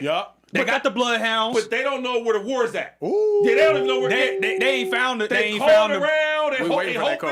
We waiting for that call. Okay. I give you that. We waiting for Because that guess call. what? If they lose, right, they're out. Ooh. But if they win, they're still not in. Ooh. You get what I'm saying? So I can't really argue with the guy behind me about playoff football Right. when his team is not not there guaranteed with a a spot. win. Yeah, they're not even there yet. Correct. I see. So Okay. talk to these other guys, because my team's Okay. always in the playoffs. No matter Walking around open what wide receivers cardboard. we acquire in the middle of the season or who we trade, no matter what trade we always Some in there. alcohol on it, Right, get if you a all pros Band-Aid, don't get you'll all be pros, good. we gonna be there. Yep. Yeah, Okay. it don't matter. Okay. Cardboard be sharp though. A real team that wins championships, not shit 30 years ago. Yep. Okay. Talking about. You don't got to go Sound back nice. to nobody's rookie year Come to on, talk man, about some come on. accolades. And okay. Yeah, like All that. right, You gonna bring that up I'm too? just asking. I just keep it even. It's spicy. I just keep it even. spicy. It's Yeah, spicy that's for sure. easy. They calling me It's spicy. calling me Air Bear in the chat. Air Bear is You said crazy. you say hair care bear is crazy. Let me see your Jordan dunk. My Jordan. Oh, oh man, that's crazy. Yeah, that's wild. Yeah, it'll be all type of broken Garrett, glass what's behind up that with ball. these Chiefs, Yeah, though, no. bro? Like, on the flip side, though, the Chiefs lose a must-win game on the road on Thanksgiving against a team that the refs. Is that what you said? No, The refs with the Kansas City Chiefs, we're talking about refs. I was flying all There's no way. No way. Look, how much trouble are the Chiefs in right now? They still do have an outside chance to make the playoffs, but I want to see if you keep that same energy talking about them, Shady. What's the question? How much trouble are they in? They in trouble. Do you think they're a playoff team? I mean, I can't ever count the Chiefs out. If any team can do it, it could be them. Because they earned it right for that. They earned it right for that. Okay, that's fair. Great coach, great quarterback, and all that. He got to play better. Pat got to play better too, though. It's like he's playing really, really good, like late in the game, right? Clutch time. I need to play the whole game like that. All right, too much getting outside the pocket, too much worry about the rush. And then the Chiefs team, let's be honest, I don't know if they're that good anymore, though. Like, I look at the wide receivers, like Rashee Rice, he's good. And after that, they just, I said this earlier, they don't use their receivers. They don't use none of their deep threats like deep threats. it's like a whole bunch of guys. You got to wait it out, man. They get the Clean kid it, wait it Worthy out. He's supposed to be a 4-2. I've never seen a wide receiver that's supposed to be so fast and don't play like it. Like Tyreek Hill is a 4-3, 4-2. Deshaun Jackson, you see it. I don't see it. Wait, real quick, Acho. Yes, sir. You play defense, and he's from Texas and all that. Texas Yes, sir. hangout crew, and it's your boy. Does he play 4-2 to you? Not like Jack did. He don't play. Not like Jack. You know Not what I'm like Rick saying? did. I can Like, agree with yo, that. I can agree you with supposed to be that. special He maker, don't and look as I don't fast see as it. They don't take Tyreek no or shots deep. Yeah. And Deshaun then Jackson Brown, or, Hollywood you know. Brown. Like he's slowly coming around, but like Respectfully. where you at? Yeah. They also shot themselves in the foot a lot though too, Acho. Elaborate. A lot of drops. That's part of it. The Yeah, Chiefs, I hear you. Catch the ball. let's be real though. The Chiefs Catch are the done. ball. Wow. Even if the Chiefs make the playoffs, they will barely make the playoffs. And how can they go far? Realistically speaking, they don't have enough ammunition on offense, and they don't have enough He's game out. changers on defense. Remember, I was bragging. They got about a shot. Trent It's McDuffie. not completely done. Bragging. He a dude. He that dude. CeeDee Lamb took Trent McDuffie Yeah, everywhere. Yeah, sure. All the work that Trent McDuffie could handle, CeeDee Lamb gave him. Sure, one of those PI calls may have been phantom. I don't care. The Chiefs had no plan to stop the Cowboys' wide receivers, and then the Chiefs had no pass rush. Chiefs had no nothing. Chiefs literally had nothing. Defensive line didn't get after Dak. Linebackers weren't making any types of plays, and the DBs were getting embarrassed. Then offensively, run game, not explosive. Mahomes had 4 touchdowns, no picks, and they still got that work. And I didn't even feel like it was a close game. I get it was a 3-point game. I think by final score 31-28, if I'm not mistaken. They were down 11. He had to have a late game like touchdown. to be It close. didn't feel like a close game at all. And then here's the worst part about it. You know George Pickens gonna run a slant. You playing a yard inside of George Pickens to keep him from running a slant. And still getting beat. And he still beats you inside. He nice though. He the nicest. He nice. But there's nothing more emasculating as a grown man on a football field than when somebody telegraphs their punch and they still draw blood. Yeah, no, he's right. You're right about that, Acho. Like, Pickens was telegraphing his punch. Everybody and their mama knows he running the slant, and the Chiefs couldn't stop it. So, with all due respect, Chiefs, y'all had a fantastic 3-year Super Bowl straight run, but you're not going back to the Super Bowl this year. Hopefully, you make the playoffs. Hopefully. Yeah, but we gotta put respect on George Pickens though, and CeeDee Lamb. Like, I think George Pickens is a phenomenal player. I've been knew he was nice. He's needed the right quarterback in the right system, and now you also got a number 1 receiver on the other side. People don't even account for that, and as great as he's doing, but that matters. You got another All-Pro on the other side, right? And if you watch CeeDee Lamb, he was giving McDuffie that work, and people don't give McDuffie that work At all. Mm-hmm. So as you look at this, and another thing, everybody want to throw out Dak Prescott's name, and Dak is playing well. Can we get Shotty some credit though? Shotty is doing a great Shotty job. is dicing it up, Acho. Yeah. He's putting the defense where he wants him at. Right now, and he's getting a 1-on-1. So now, when you're trying to find CeeDee Lamb, do you forget you got George Pickens on the other side, 1-on-1 backside? Yeah. And then when you reverse it, then you got CeeDee Lamb on the other side. He's doing a good job with them boys, and Dak is doing his part. All I'm saying is, the Chiefs, bro, they are in trouble because, well, not even saying in trouble. I just think it's more of like you got to go up that hill. That's a hard hill to go up. Well, but everybody don't have a CeeDee Lamb and, Of course not. and George Pickens on the other Of course side. not. But the problem is, and you always praise this man, and he's a really good person. I've only met him, don't know him personally like you. This dude got to take some blame too. Brett Veach, owner of the Chiefs. Because Karlaftis got paid a big bag. I think $93 million. Big bag. I can't find him. Can't find him. Amber Alert, put it out there. Mike Dana got paid like $8 million. Can't find him. Chris Jones held out, got paid again. Now, shout out to Chris Jones. He's the first ballot. He earned Hall it. of Famer. He earned it. But, like, all of these people that they have paid, can't find none of them. These draft picks, first, second round, not making a big enough difference. So to me, the Kansas City Chiefs pipeline of next generation talent I'm scared of as well. Like, it's not just the Kansas City Chiefs present, it's the future of the Kansas City Chiefs I'm worried about, because if you missed on 1, 2, 3 too many drafts or too many free agent signings, all of a sudden you in the deep hole. And that's where they at to me. I think it's interesting because Mahomes gets compared to Brady a lot, winning 3 rings before 30, having that type of pedigree early on. I wasn't really around to see roster-wise what that Patriots team was. I remember the Deion Branches, the Vrabels, the Brewskis, all of those, right? But do you guys think it's in any way similar to what we saw from the Patriots and Brady that first stint, and the reason why they had a 10-year gap before they won another Super Bowl? Or is this worse in your opinion? This to me is a little more troubling. Nah, I ain't gonna lie. I feel like the Chiefs are still in a good spot roster wise. I don't see the roster is not trash. That's a good roster. Oh my gosh, that was my zone. Oh, Slade, come on. Yeah, their roster is not trash. They got a good roster. They just need it genuinely. They need to do better with play calling. You know, that's just how I feel. They can add a few more pieces here and there, but it's not panic time for the Chiefs, in my opinion. Because the Patriots had another first ballot Hall of Famer in Rob Gronkowski who showed up. It was young. Yeah. You feel me? Like the Chiefs don't have that right now. Yeah. There is Xavier Worthy isn't showing us that he's about to be a first ballot. Chiefs, with all due respect, unfortunately, can't draft a running back. I don't know why they can't freaking do it. They just can't do it. So you ain't got a first Pacheco ballot there. put up 830 yards his They don't rookie have year. one there. So, the Chiefs don't have another first ballot Hall of Famer type of player. Trent McDuffie is the best. And he didn't even start the whole year. Second-tier player on that team. He's the best, not Chris Jones, not Travis Kelce, not Patrick Mahomes player. And he got given that work. So, to me, the Patriots had the whole next wave of players. Dante Hightower might have been the most underrated linebacker of the generation.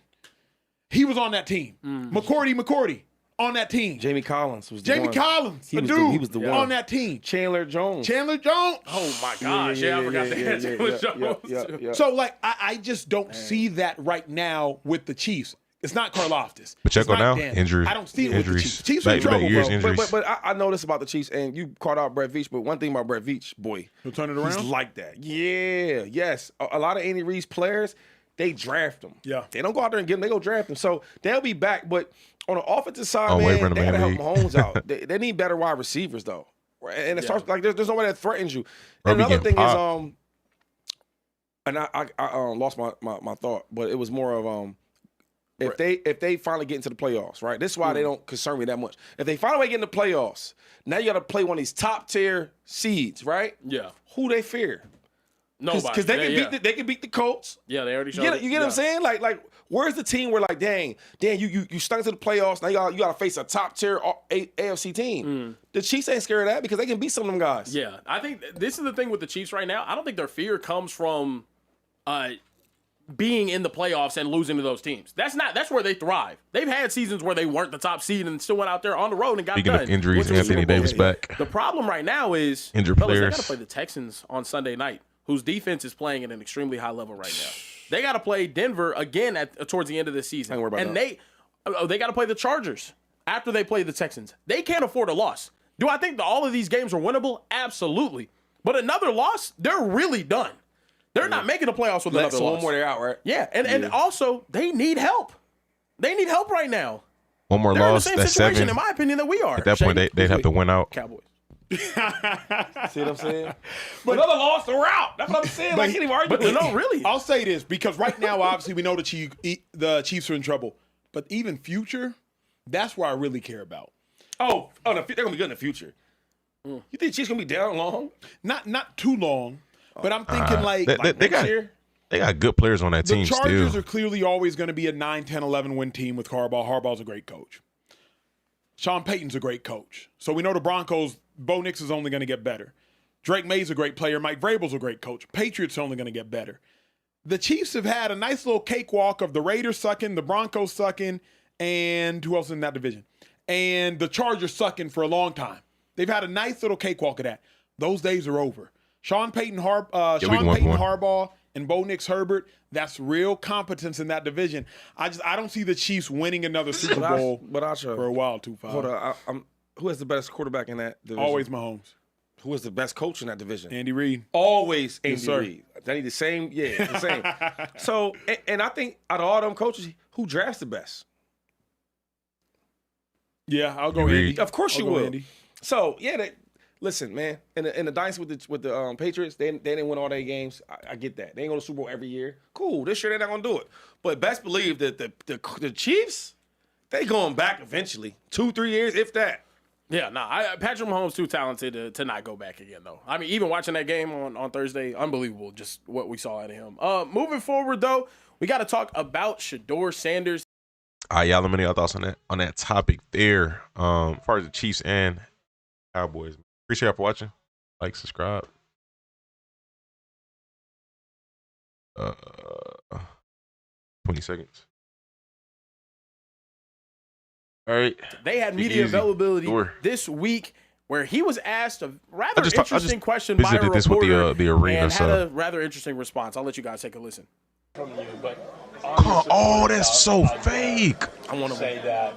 Yeah, wow. Kevin Stefanski Mad man. sabotaging me. So you just want to start trouble, huh? No, I want to ask. He said Kevin Stefanski sabotaging you. Yeah, well, Ask him about what the people media do talking outside about the that. building isn't really in my control. It's not in my power. So I don't. You act like I go out there and tell them to do whatever. You know, that's not nothing I could control or nothing I could do.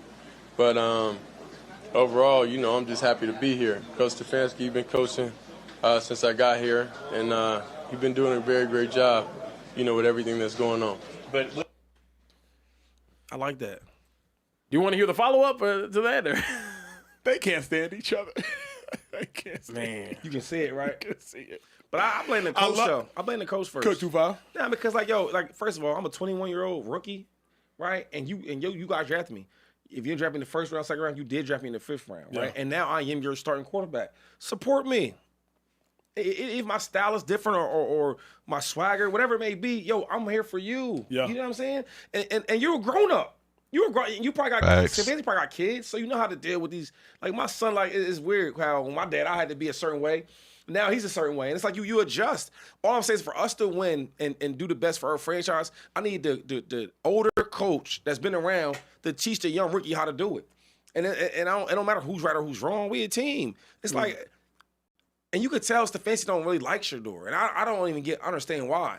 You know what I'm saying? Like sometimes in like high school or teachers, football or coaches, whatever, they might not just like you, just wherever it is. But this is our job now, and I work with players. Right when I played that, I didn't even like.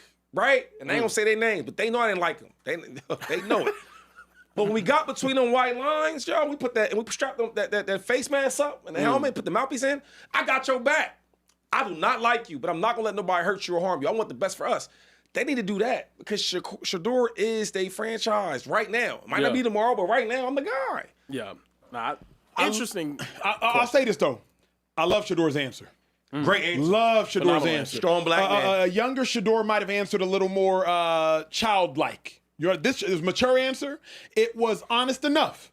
You know what I mean? It wasn't like a lie. He didn't come out there and say, Kevin Stefanski's been nothing but kind to me. Nah, he was just like, Stefanski been the coach since before I got here.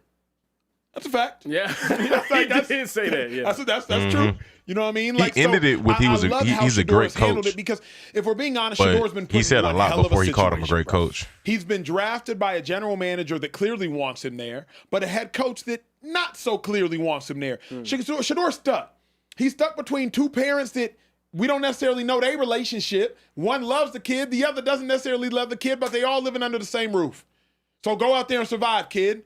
Shedeur went out there, got his first dub. Now go out there and do it again, kid. Like, Shedeur has really been put in a pretty terrible situation, but shout out to him for overcoming, at least thus far, in the entirety of the situation, because it's only going to get more difficult from here. Like, it doesn't get any easier, Shedeur. So I love how he handled it. That's maturation. Everybody wants to beat Shedeur down when he doesn't answer questions in a mature standpoint. I got to big up him because that was incredibly mature, Care Bear. I think it's an insane question to ask. Not insane from the I don't think the reporter should have asked it, but it was also like, what do you think you're going to get out of here? If they're Yeah, for real. asking someone if they believe they're being sabotaged, especially a professional athlete in the status that Shedeur Sanders has right now, is attempting to sabotage him. Yeah. He goes out there and he says, "Oh, like what was your goal? What did you think he was going to say? Were you looking for the coach speak answer? Like, what is Shedeur supposed to say in that regard? If you were asked that, Shady, what would you respond with? What Shady you asking me? The guy that's the man, or is the guy that's trying to be the man? You in your rookie season, do you think Coach Reed is trying to sabotage you? Can't use a different name. He ain't even two different coaches. Yeah, you know what I'm saying. Nah, Like, here Henry's the greatest. Yeah, no, I know, but he I'm saying he know like how to treat his players. So let's just say Yeah. Coach Chip. Can we say that? Yeah, we'll say. You think Coach Chip Kelly's trying to sabotage you? I would say next question. No, I wouldn't say that. But I would answer like Shedeur. This because I'm trying to be honest, right, and respectful, and I don't want to piss him off. He already don't like me. Like, it's not a secret that Stefanski don't like Shedeur, so he's trying to be. But I will say this: the one thing I do like about Shedeur, even though he's being respectful to his coach because he don't like him, he still show his side who he is, though. Yeah, his swagger, his trash talking, like, you know what I'm saying, the confidence. I don't think there's nothing wrong with that. It's some coaches that hate that. And I'm thinking, like, why? Are you not confident, coach? Why you want? What you want me to be like? I'm just trying to make it as a rookie. No. Yeah. If I'm bad, I know I'm bad. Muhammad Ali told me that. Muhammad Ali said, if you bad, you know you bad. Hello. Now, look, I'll ask y'all the hard question, though. Do you guys actually think Kevin Stefanski tried to sabotage Shedeur? Duh. Oh, really? Why that? Yo, think about this real quick. Any other quarterbacks you've seen, when they get to the red zone, they go straight to Wildcat. Yeah. I haven't seen a lot of that. I've seen a little bit of it, not a lot of it. You watch Shedeur, the first thing, I drive away down there, you take me out to do the Wildcat? About to be my touchdown pass. Let me get that. No? I don't think so in that. Come on, Shady, I don't think that's good evidence as to why he's sabotaging. Bro. I thought that was really good play calling. And Yeah, let me tell you why, Tuvav. Let me tell you why. I'm gonna go with Acho Not on even that just one. that at work. You know this. Let's nerd out. It could be, it could not be, but like it still was a good play call. Inside the 20, the field is now longer than it is wide. The field is 53 1/3 wide, and it's obviously, as y'all know, it's 110, 120 if you count the end zones. Once you get inside the 20, that field starts to get real small. All of a sudden, defenses can play cover 3, cover 2, cover 4, inside the 20, inside the 10, inside the 15, and there's just bodies everywhere. For a young rookie in Shedeur Sanders who didn't even clearly see cover 3 earlier on in the game, I think it was smart. So is Stefanski sabotaging Shedeur? I will listen to the argument, but I won't listen to the argument based on putting in Quinshon Judkins in the Wildcat. Like, I'll listen to it. Shady, that's not good evidence. Well, listen to me then, right? Okay. So it wasn't in the 20, right? It was on like the 5. Yeah. He threw a bomb, but 50, 60 yards, right? Yep. He catches it and he falls down like the 4, 5. It was close, Yep. okay? The next play you go to Wildcat, yo, let me play action, easy pass. That's simple. That's simple stuff. Think about it. We saw it with Taysom Hill and Drew Brees. So I'm not going to sit here and say that was sabotage. I'll listen to you, Shady, but please go back to the courtroom. Give me some more evidence. So if you want to convict Stefanski of sabotaging Shedeur, I need better evidence. Because Taysom Hill's... I agree. Like, yes, it can be, but I don't think that's the best. I don't think that's the best evidence to solidify that. done it. Jackson Dart, before he was a starter, he subbed out Russ to do it. Jalen Hurts, Stefanski like Winston Watson. I don't know. Team, he came in to do it as a rookie. Like, I a lot of play calling with Watson wasn't great either though. I think Stefanski's just not that great of a play caller. We're gonna see this game or coach. More evidence, cool. It is what it is, right? Yep. Next game against the regardless of who the quarterback is. And the first thing go to Wildcat, you gonna be like, oh, that's just what they do. The play calling has not been great. I just think it makes sense. It worked. I just feel like this: if I'm a running back and I get us all the way down the field to the goal line, yep, and you take me out, why are you taking me out? Eagles do that with Saquon. Let me say it again. They don't do that with Saquon today. Last year, that's all they did. Jalen Hurts, tush push. Oh, but that's them guys. Because I ain't with that. I mean, yeah, you said that. Talking about, you let them do this. But anyway, yep. Forget the tush push. Yep. If you take me, I'll take you all the way down to the goal line, and you take me out the game. Because I know players that did it before. It was over contracts. Yeah, I got the touchdown situation, incentives. Yeah. They don't even get the touchdown because if I do, then you see it all the time. Why are you taking me out? Yeah. I hear you. To me, the better evidence of sabotage is Shedeur not getting any first-team reps during camp. Yeah. When Dylan Gabriel is getting first-team reps in camp. Not getting any first-team reps in season. I'll listen to it. I still don't love it. I think to some degree that's standard. Shedeur was getting less reps than practice squad guys. That's just more proof of them not rocking with Shedeur. Correct. Right? The way he talks to you, he know you don't like him. Yeah. Yeah. If you ask about certain people, you can tell if I like him or not. Yeah. The kicker is, Can you not dislike? Can you dislike somebody if they're winning? Because let Shedeur mess around and beat the Niners. Stefanski, you better put the biggest smile on your face you've ever smiled in your life. Yeah. Because that would be the biggest win the Browns have had in 3 years. Facts. No, it would be crazy. What a game if they go out there. They play them this weekend. It might be in the Bay. It's I believe it's in San Francisco. It's in the Bay. Yeah. I believe it's in the Bay. Yeah, no, that would be tough though. Is it in the Bay? Because it can't be, because to play in Vegas and then back door. No. It's in Cleveland. It's in Cleveland? Bet. It's in Cleveland. Okay, Bet. yeah. Yeah. Yeah, it's in Cleveland. The next 2 games, Cleveland and then or 49ers, and then they get Tennessee. There is a super chat I wanted to read before we get to some other stuff though. Acho, he said, Acho, do your thing.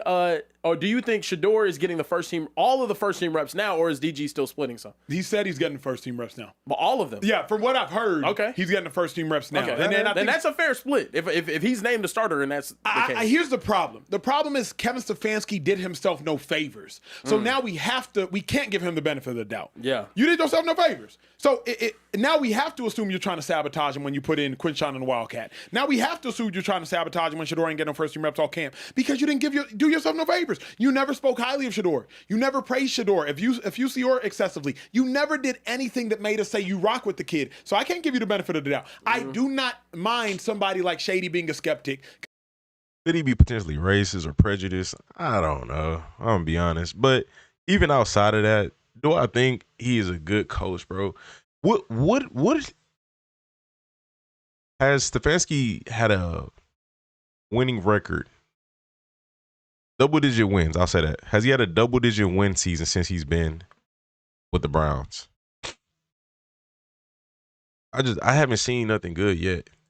And it's not to like discredit him as a person. It's just a situation. Fans coaching.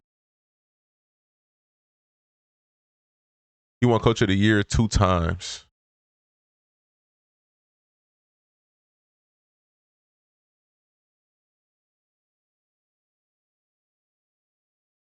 He's 43-52 in the regular season.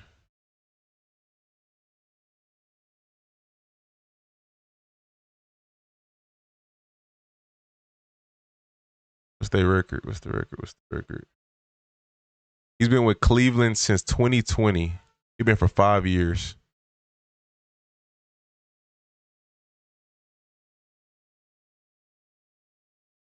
Record history.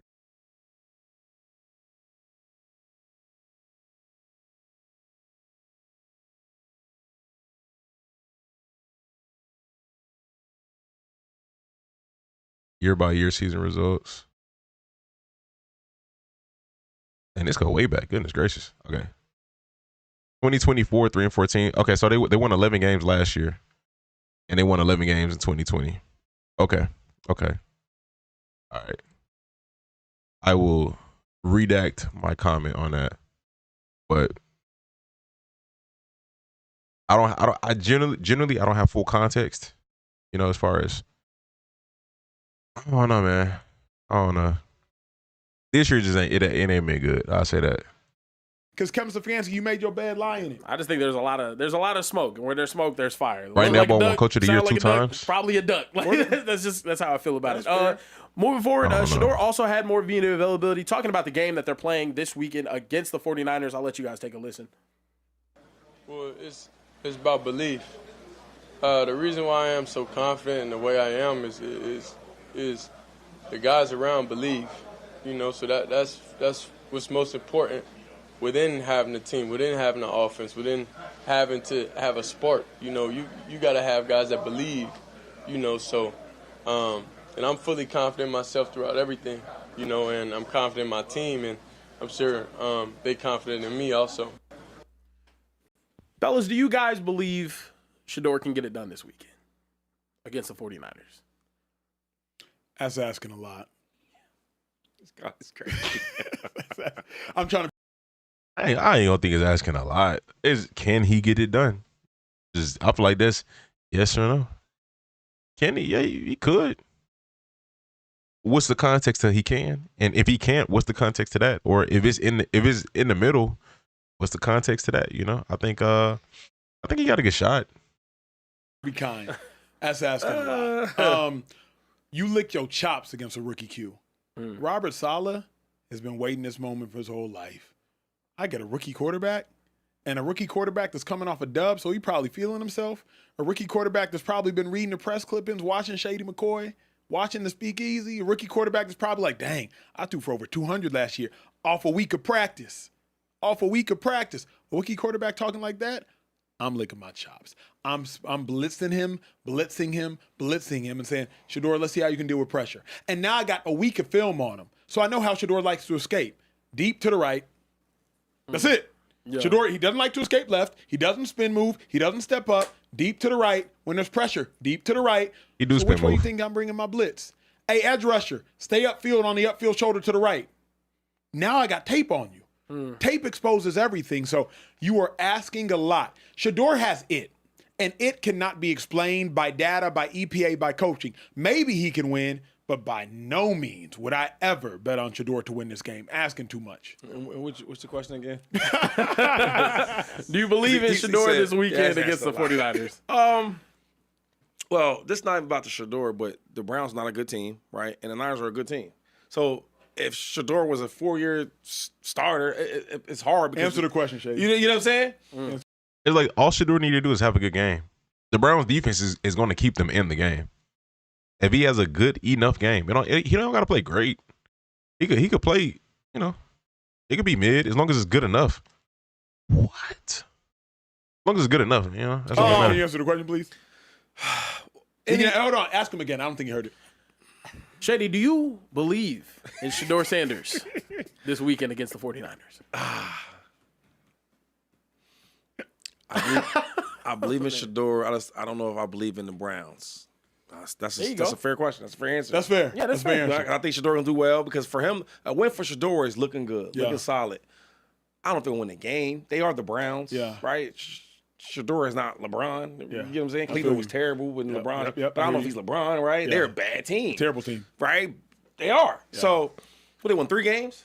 Something good like defense, that. man. I just don't know. You want to know. I don't know if the team is going to be a playoff team like the Niners. Or,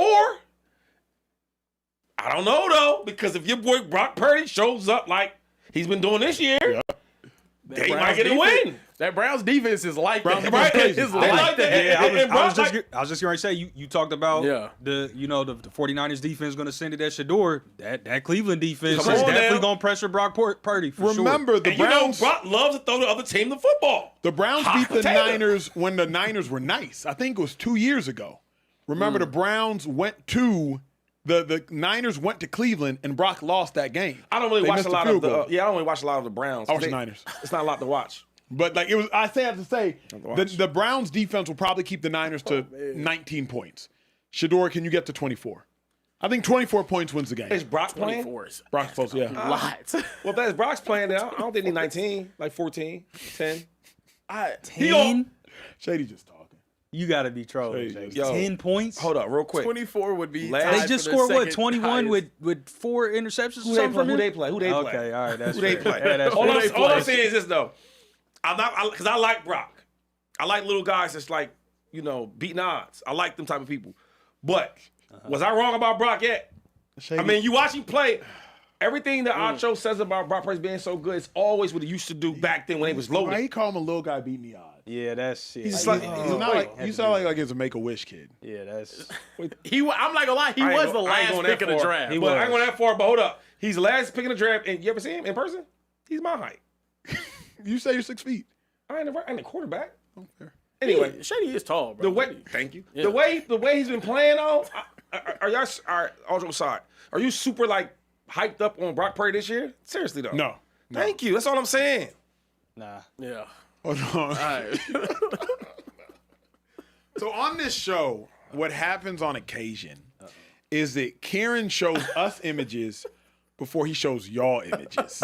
And if y'all ever see like a wild reaction from us, it's because we saw an image that y'all haven't yet seen. No, I ain't like that. I don't like that. No, I'm not laughing at that. Y'all can laugh. I'm not laughing. We've got to do something about AI. Bro, the It pictures needs a is- regulatory bro, when entity Shedeur wanted to now. start a job, they had Taylor, Taylor, let him see it, bro. This is outrageous, bro. I'm not laughing at that. Obviously, we gotta We got to talk about Lamar Jackson. AI has I'm not got laughing to at be that. stopped, bro. Oh my goodness. Shit's not funny. AI. Lamar Jackson.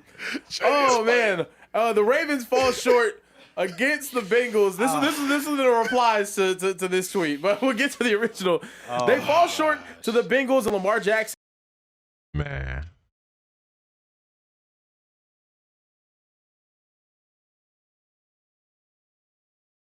When Shador wanted to start a job, they had Taylor, That shit get great. Taylor, let him see it, bro. This Look. is outrageous, bro. I'm not laughing at that. Obviously, we gotta talk about Lamar Jackson. AI has I'm not got laughing to at be that. stopped, bro. Oh my goodness. Shit's not funny. AI. Lamar Jackson. Oh man. The Ravens fall short against the Bengals. This is the replies to this tweet, but we'll get to the original. They fall short to the Bengals, and Lamar Jackson had a very tough game. Over the last 3 games, he's had 0 touchdowns, 3 interceptions, 2 fumbles lost, and taken 8 sacks. It was a shellacking. It was an absolute tail whooping. I'm trying to find an old adage to talk about how bad the Bengals beat the Ravens, but it was really bad. Fellas, is Lamar becoming a problem for the Ravens? Or is he the See, problem? this is what I don't like. And I'm going to let No, Asha it's not talk Lamar. about this and then the third. But, yo, we going to act like he ain't throw a dot to his tight end. He gets all the way to the 1-yard line and fumbles the ball. That's a touchback. Yeah. We're not going to talk about that. Like, yeah, Lamar didn't play well, but he played well enough. Wow, yeah, that should have been a touchdown. But we're not going to talk about that, though. We're going to look at these stats. That's why I hate Actually. stats. Because with stats, Drew Rosenhaus told me this.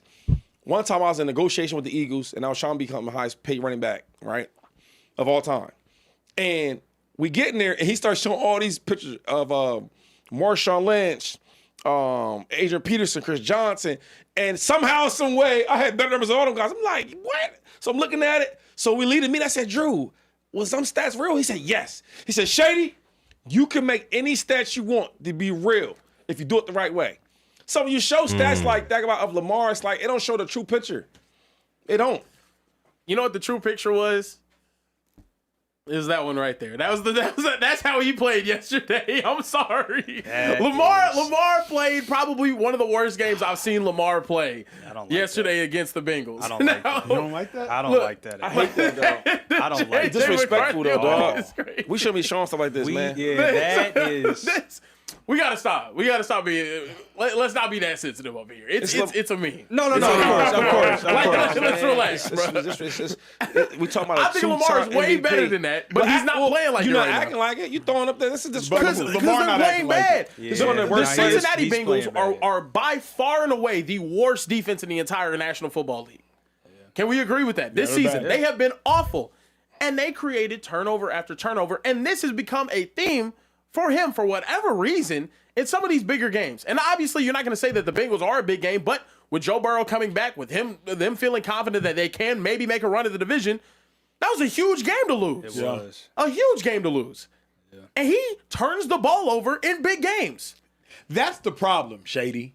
The problem is that Lamar objectively turns the ball over in big games. And his fumbles more often than his picks. Like, remember when Joseph Osai sacks Lamar Jackson fumbles, I don't know if they called it a fumble or an interception because the defensive player caught it in the air. That's when the game turned.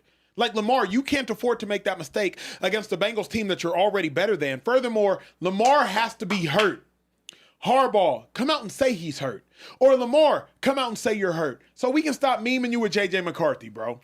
You too good for us to be having you out here looking like, a Colombian. 9.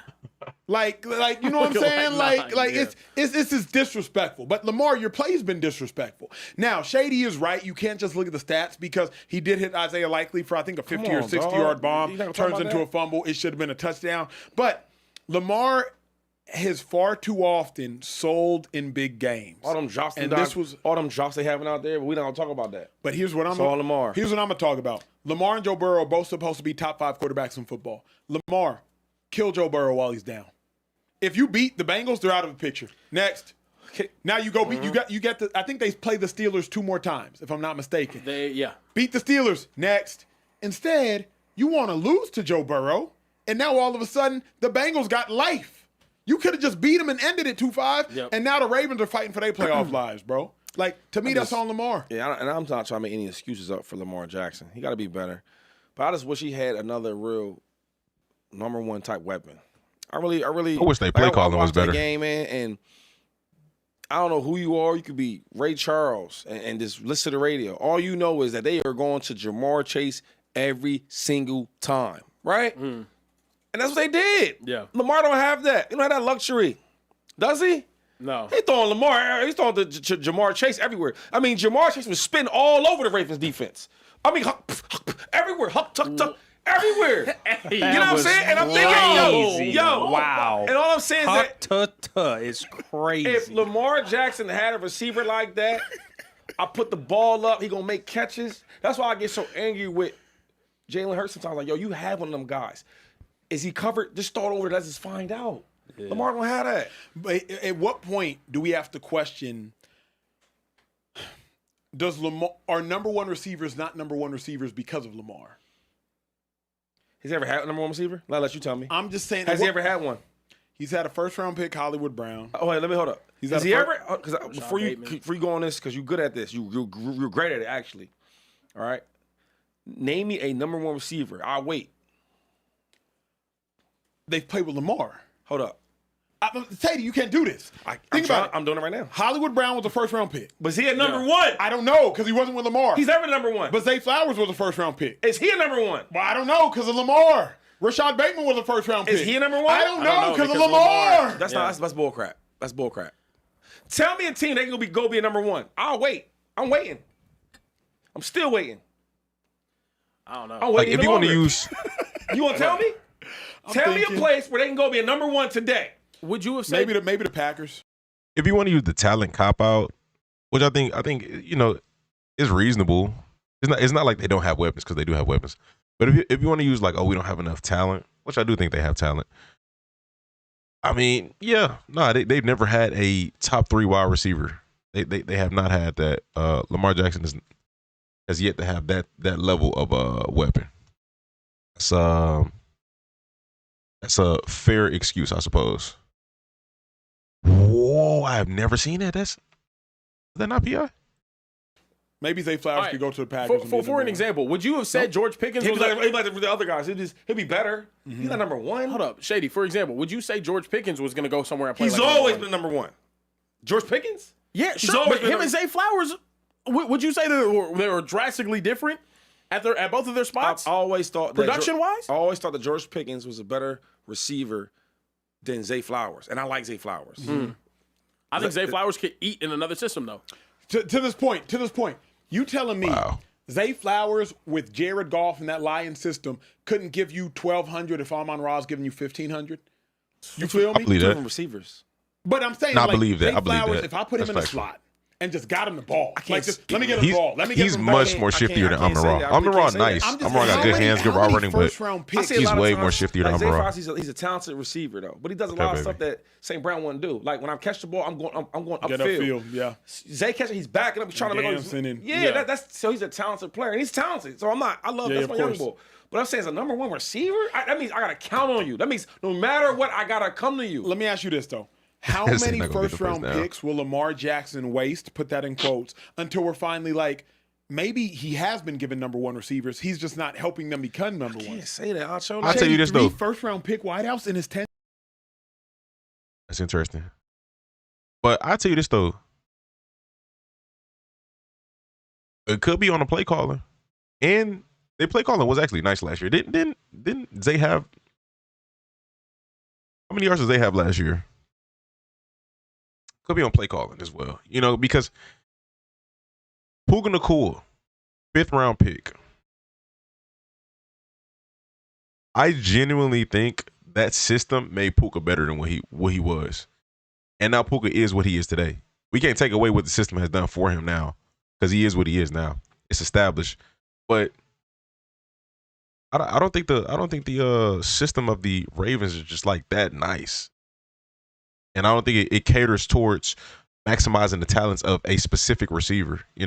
Maybe a Zay Flowers where he just runs after the catch. But like,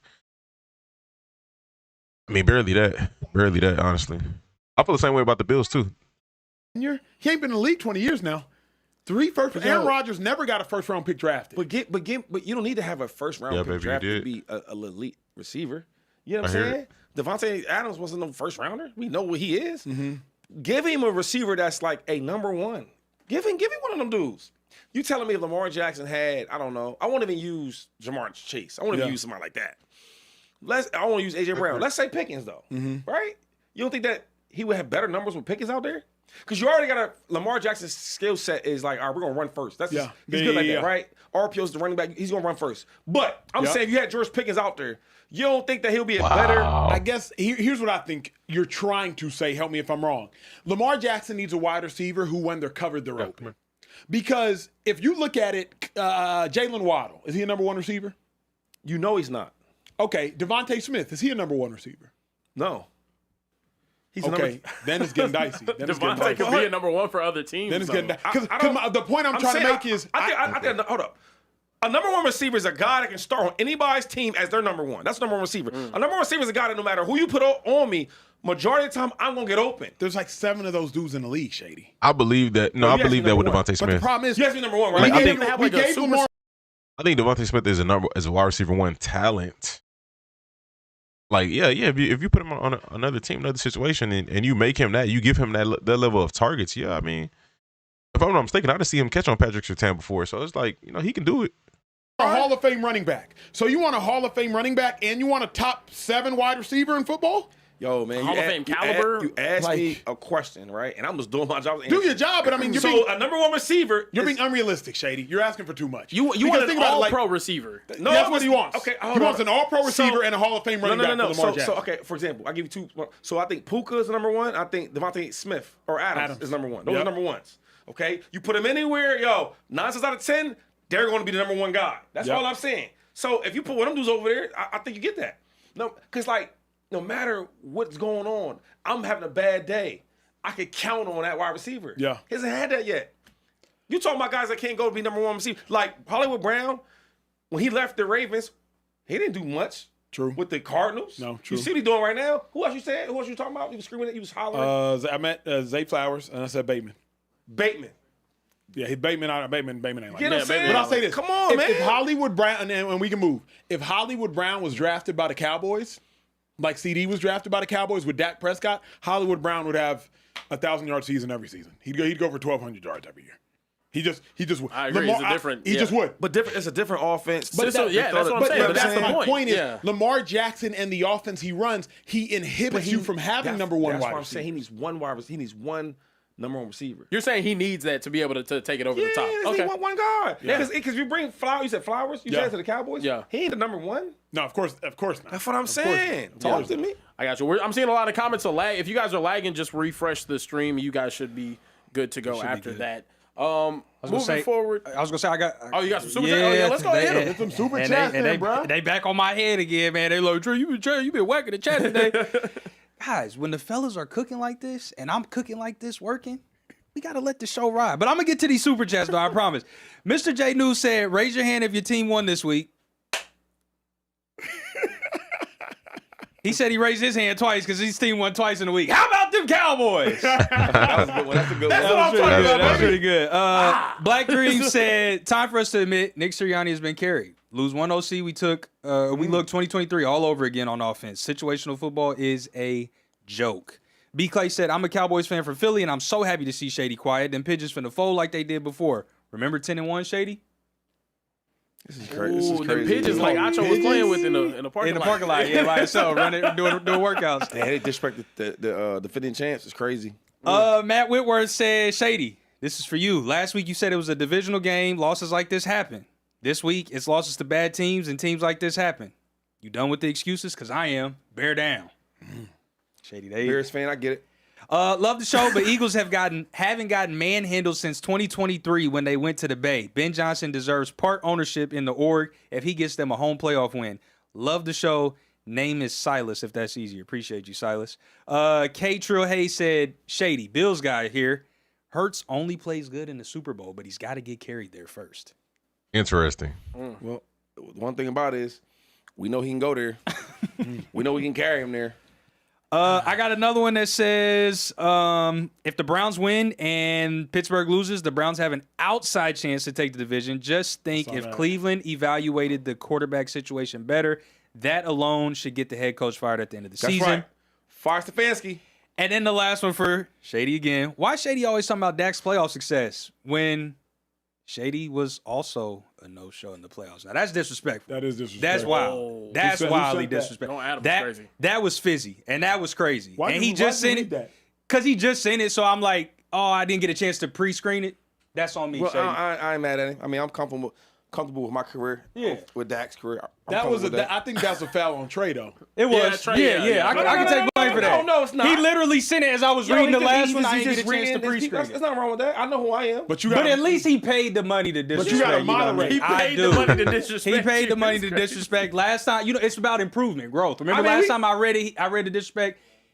He didn't even send the money. It was just a So but we can compare career. If you want to compare career, we can compare careers. I ain't mad at that. Yeah, your career is gonna be a lot better than his. I mean, yeah, I ain't tripping mad about about that. Hey, are we still lagging? Y'all I think we are. That's Wow. why it's Y'all hit the refresh button. Hit the refresh button. Make we sure. haven't picked back up yet. So I was just saying I keep cooking on chats if you want till we keep cooking. get people back in here. Bryson Campbell said quarterbacks who have 34 or more interceptions in first 40 games: Brady, Montana, Warner, Peyton, Manning, Breeze, Steve Young, Stafford, Favre, and Purdy. Let Brock live. He's got no number one receiver either. Stop hating, Shady. I'm not. Hey, I'm just being honest with him. I think Brock Purdy's good, but I think he's living off the past. Yeah. At least Macho. If only Lamar had like Devontae Smith and AJ Brown or something like that, like that'd be amazing. God wouldn't do that. Yeah, no. God wouldn't do that. Yeah, God wouldn't. This is a wild username. We got Childless Cat Lady. What's her Interesting. Childless Cat Lady. She has no children, but a lot of cats. A lot of I'm cats. assuming. Yeah. Somebody made a fake I account. do too. I'm allergic. Keep them away. She's self-aware though. She is. Yeah. She's no shame in her game. She can't live in L.A. There's so many coyotes out here. Oh yeah. You don't see no That's cats. True. Yeah. No, you don't. She said one more try. Bet Veach did draft a running back, Kareem Hunt, who went to die in Cleveland. Shady, what do you say about no discipline without EB? P.S. I love you. Ooh, that's a great point about Eric EB, the Bieniemy. coach. Yeah, Eric Bieniemy. What about him? What's going on? He's I mean, he got a lot of credit for the guys in that room, or especially on the offense, for keeping them disciplined. And So whatnot. she very said, what do you say hard-nosed. about no discipline without him? No, look, I think he disciplines a lot of his players, right? He uses a lot of bad words with the players and all that. But like, and everybody, and I'm glad she brought it up. Can I talk about it for a second? Please. Take Shady single. Let him cook. Yeah, let me sit up. Let me sit up. Can you see my chain? Look, real quick. Can you see my chain? A while ago, they said I was hating on Eric Bieniemy. Oh, he's a black coach, hating on him. I said, oh, I'm not hating on him. I'm just saying I've never seen him really coach. He was a coordinator that helped out with the running backs. He was an ex-running back coach. He's ex-running back in general. And every time I see him in meetings, he's always talking to the running back. I'm like, damn, you're the coordinator. You're not calling the plays in practice. You're not installing no plays so we can learn from. And you're not correcting no plays. But the only person you correct is the running backs. I'm like, maybe he just doesn't know the other positions. I get to the game, and Andy Reid sends a play to him, and then he sends a play to Pat. What? And every time you heard any Chiefs player speak up for him, you know what they're going to say? He works really hard. He's going to make sure everybody's prepared. And this and that. Is that coaching? Shit, this ain't the military. Listen, he got fired when he went to Washington. They was bad. Then he gets fired somewhere else. UCLA, yeah. And now he's back as a running back coach, like I said before. I think he's a really good running back coach. He's to adjust to the timing. But overall, he's solid. I don't know how much credit he gets. Like, you gonna give him credit for all the Chiefs wins in the Super Bowls? You can't do that. True. I'm not wasting my time with this. I'm done with it. But Hey, I'm hearing that the Okay, that's lag is a understandable. YouTube So he didn't really issue, call so do plays. not think it is your fault. This is a YouTube issue, personally. Glad y'all still riding with us here on YouTube. We are going to push through the lag. We got to talk about these Detroit Lions. We got one more topic. Then y'all can go back to eating y'all leftover turkey sandwiches, your apple pies, your sweet potato pies, your cobblers, your stuffings. wait. Did you cook? I ate. I said, did you cook? I didn't cook, Shady. I bought a peach cobbler, though. Okay. Did you cook? I cooked. Everybody cooked. You got food in the crib? He cooked the spread. I'll be at the crib after this because I don't Nah, know I what got you. Thanksgiving He cooked the food. spread. We We'll make you teammates, a right? plate. That's funny. Whoa, I make my own plate. I'm a man. I mean, my mom's there. Oh, she Yeah. What's okay, She'll make you a okay, plate. okay. That's what I'm saying. Yeah. It's a family thing, man. But Shady got kids too, though, Kerry. You got kids in mind. You got we got a lot of leftovers. They don't get back till Monday. They off. Oh, okay. yeah. I'm about to say you can't have them eat You ain't got frozen kids pieces this and weekend? stuff. And you know I'm married to the streets. But you was just exclusively dating though. You was. Are you still? Is that still? Give us an update. Still, you know what? Wait, you had it? Wow. Who was that? You posted on your story, knocked out on the chair. Oh Said that yeah, big Thanksgiving dog, food big heat. dog. Was that with You a said uncle? your grandma. That No, was a hold on. cousin? You ain't finna get a plate in my house lying about not eating. Well, no, I just landed. You Okay. know, 2-5. I live on the plane. Yeah, Acho yeah. keep calling. Where you at? Show's about to start. I get it. You know what I mean? Okay. I got you. All right. Moving forward, we want to talk Lions, Bengals. Talk about it. Lions, Okay, go yeah. Lions. All right. Moving forward, we got to talk about the Lions losing to the Packers on Thanksgiving. Oh, I need to clear some space up. Yeah. Space. Clear some space. Bear with me, fellas.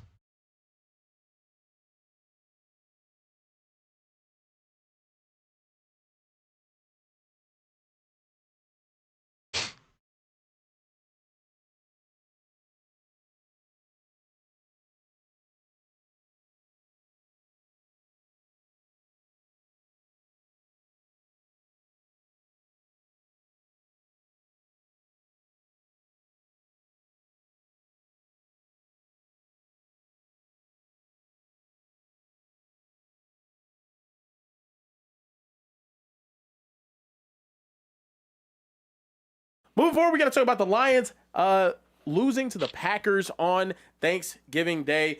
Dan Campbell in the news a lot because he's a great coach, but maybe taking too many risks. I'll let you guys take a look at this tweet. Ryan Osball said Dan Campbell's a good coach, but he needs to stop with the fourth down gimmick thing. There's not a single reason not to kick a field goal on this play. Recklessly ruins the game. I wasn't for the against Lions this. I'm for the not sake gonna of lie to maintaining you. I identity. wasn't really mad at Down this. 10 minutes remaining. I'll let you guys watch the play. This was wow. I respect taking Goes the for points, it. but it wasn't a bad Catch the play. ball. Jamison Williams drops the ball. What you mad at, man? Catch the rock. Now, I feel kind of two ways about this. One, you could say this is like, oh, why are you going for it? But then also, you draw up a winner. So, what's the This concern? ain't the one. Roman Campbell Wilson is got the ruining speed Lions. boost. I don't And know. here's why. It was 17-14 at midfield. He goes for it on fourth down. They don't get it. 2 plays later, the Packers go for a bomb. They get it. Now it's a 10-point game. Yeah. Like, y'all were only down by 3. Punt the ball, pin the Packers, make the Packers drive the distance. There are statistics to tell you everything you need to know about football. If an offense starts inside its 10, there's a 7% chance it scores. So if you punt the ball at midfield, now there's only a 7% chance or less that the Packers score. Instead, you want to go for it on fourth down at midfield. You don't get it, but here's the kicker. Midfield is where offense takes shots. And the Green Bay Packers are one of the biggest shot-oriented teams. So Dan Campbell, you go for it on fourth down, don't get it, leave the Packers the ball at midfield, 2 plays later, now it's a 10-point game instead of a 3-point game. Bro, it makes no sense. I understand doing things the way you've always done them, but a sign of maturity, Dan Campbell, a sign of growth, Dan Campbell, a sign of becoming an adult and learning from your mistakes, Dan Campbell, is realizing maybe the way I've always done things isn't the best way to do things. Dan Campbell, the way you've always done things isn't always. The thing is, though, it's like if they would have got the conversion, let's say Jared Goff put the ball in J-Mo's chest instead of throwing it behind him. Let's say they got it. You know, what are we talking about at that point? You know, I can see if like you just again the play got blown up. I mean, I get it, you know, but I don't think it was terrible. No, maybe not. It was not the smartest thing, but they could have missed the field goal. You know what I mean? Hypothetically, but wasn't a terrible play. Is working. You got to mature as a head coach and realize going for it on fourth down is not always the smartest thing to do. Sometimes it's smarter to just take the points. I think it's easier said than done though, because now when I get the attitude right and I put it in the player's head, like, look, we going for it. We are an aggressive team. So every time it's 3rd and 3, and you hate, all right, even if we don't get it right here, we're gonna get on fourth down. That was a good play call. He dropped the ball. Yeah. He was having a career-type day, and you drop a 3rd down like that. So all them yards you had, 144 yards, 2 touchdowns, it don't matter because you dropped the easy first down. Yeah. I want my coach like that. You know another coach that was like that, Acho? Talk to me. They didn't have as many talents he has? Doug Peterson. Yeah. And you know what he going to do? Fourth down, I'm going for it. You know what they did? They won a Super Bowl. Yeah. So you might not like it, I might not like it, but yo, when you put in your mind of all the players on the coaches that we are an aggressive team, we're always going for it, you look forward to that. And then when you stop and you like, you know, we're not going for no more. You're like, what's going on, coach? Are we changed? Is our identity changed? No. We still aggressive, but Today I was listening to one of the guys on TV, the commentators, and they would say sometimes we blame the coaches for everything. Y'all running back with you. Sometimes I blame some of these players. That was a 4th down conversion right there. He dropped. But we don't talk about that. That's how I feel. I ain't gonna lie. You kidding me? But eventually, though, 2-5, eventually, Dan Campbell got to realize it hasn't worked to get me to a Super Bowl, so I might need to adjust. Because the fact of the matter is, he doing all this, but he's 7-5. Brandon Staley did it for a year too, and it was all cool. It was all fun. Is them going for 4th downs the reason why they're losing all these games? Or is it more so execution? Or is it more so the defense? Or is it more so like I'm pretty sure there whatever it is, because I can't really speak to it because I don't know because I'm not a Lions fan. But I'm pretty sure there are other things that are much bigger that pertain to them losing than missing a 4th down conversion, which a player drops or it's not the best throw, but it's wide open. It's wide open for a 1st down. Go for it on 4th down. It ain't working for him. So, like, if it was working for you, if y'all were... What it ain't working for him? Let me just remind you, because I know you've been on TV for a while, right? And you got a lot of stuff to follow. Do you know where the Lions come from? You know how awful they used to be? Mm-hmm. Everybody I know's best games with stats is against the Lions. My best games is against the Lions. True. You get what I'm saying? True. Everybody I know has better games against the Lions. And now they are a real team. Yeah. We talk about them being like a best NFC team for a reason.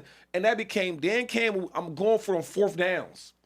But eventually, don't you realize what's always worked for me will no longer continue to work for me? Shady, I was talking to Magic Johnson. True story. I'm talking to Magic at the rooftop of the wall. It cost them an NFC championship. That's crazy. Shady, I'm at the Masoni room with the Bibelos. Can we stop? On one Sunday, I'm talking to Oprah and then Matt Johnson. Oh, Magic calling me. Sorry, Oprah. Gotta let you go. Yeah. Magic calling me. He was doing that. Care Bear, it's the way he does. He's like, true story. I was talking to Magic Johnson the other day and said that, like, can we take a second and just like, can we digest that? No, who'd you have a hold longer though, Magic or Oprah? I just gotta know. Oprah's call I missed. Magic's I've never missed.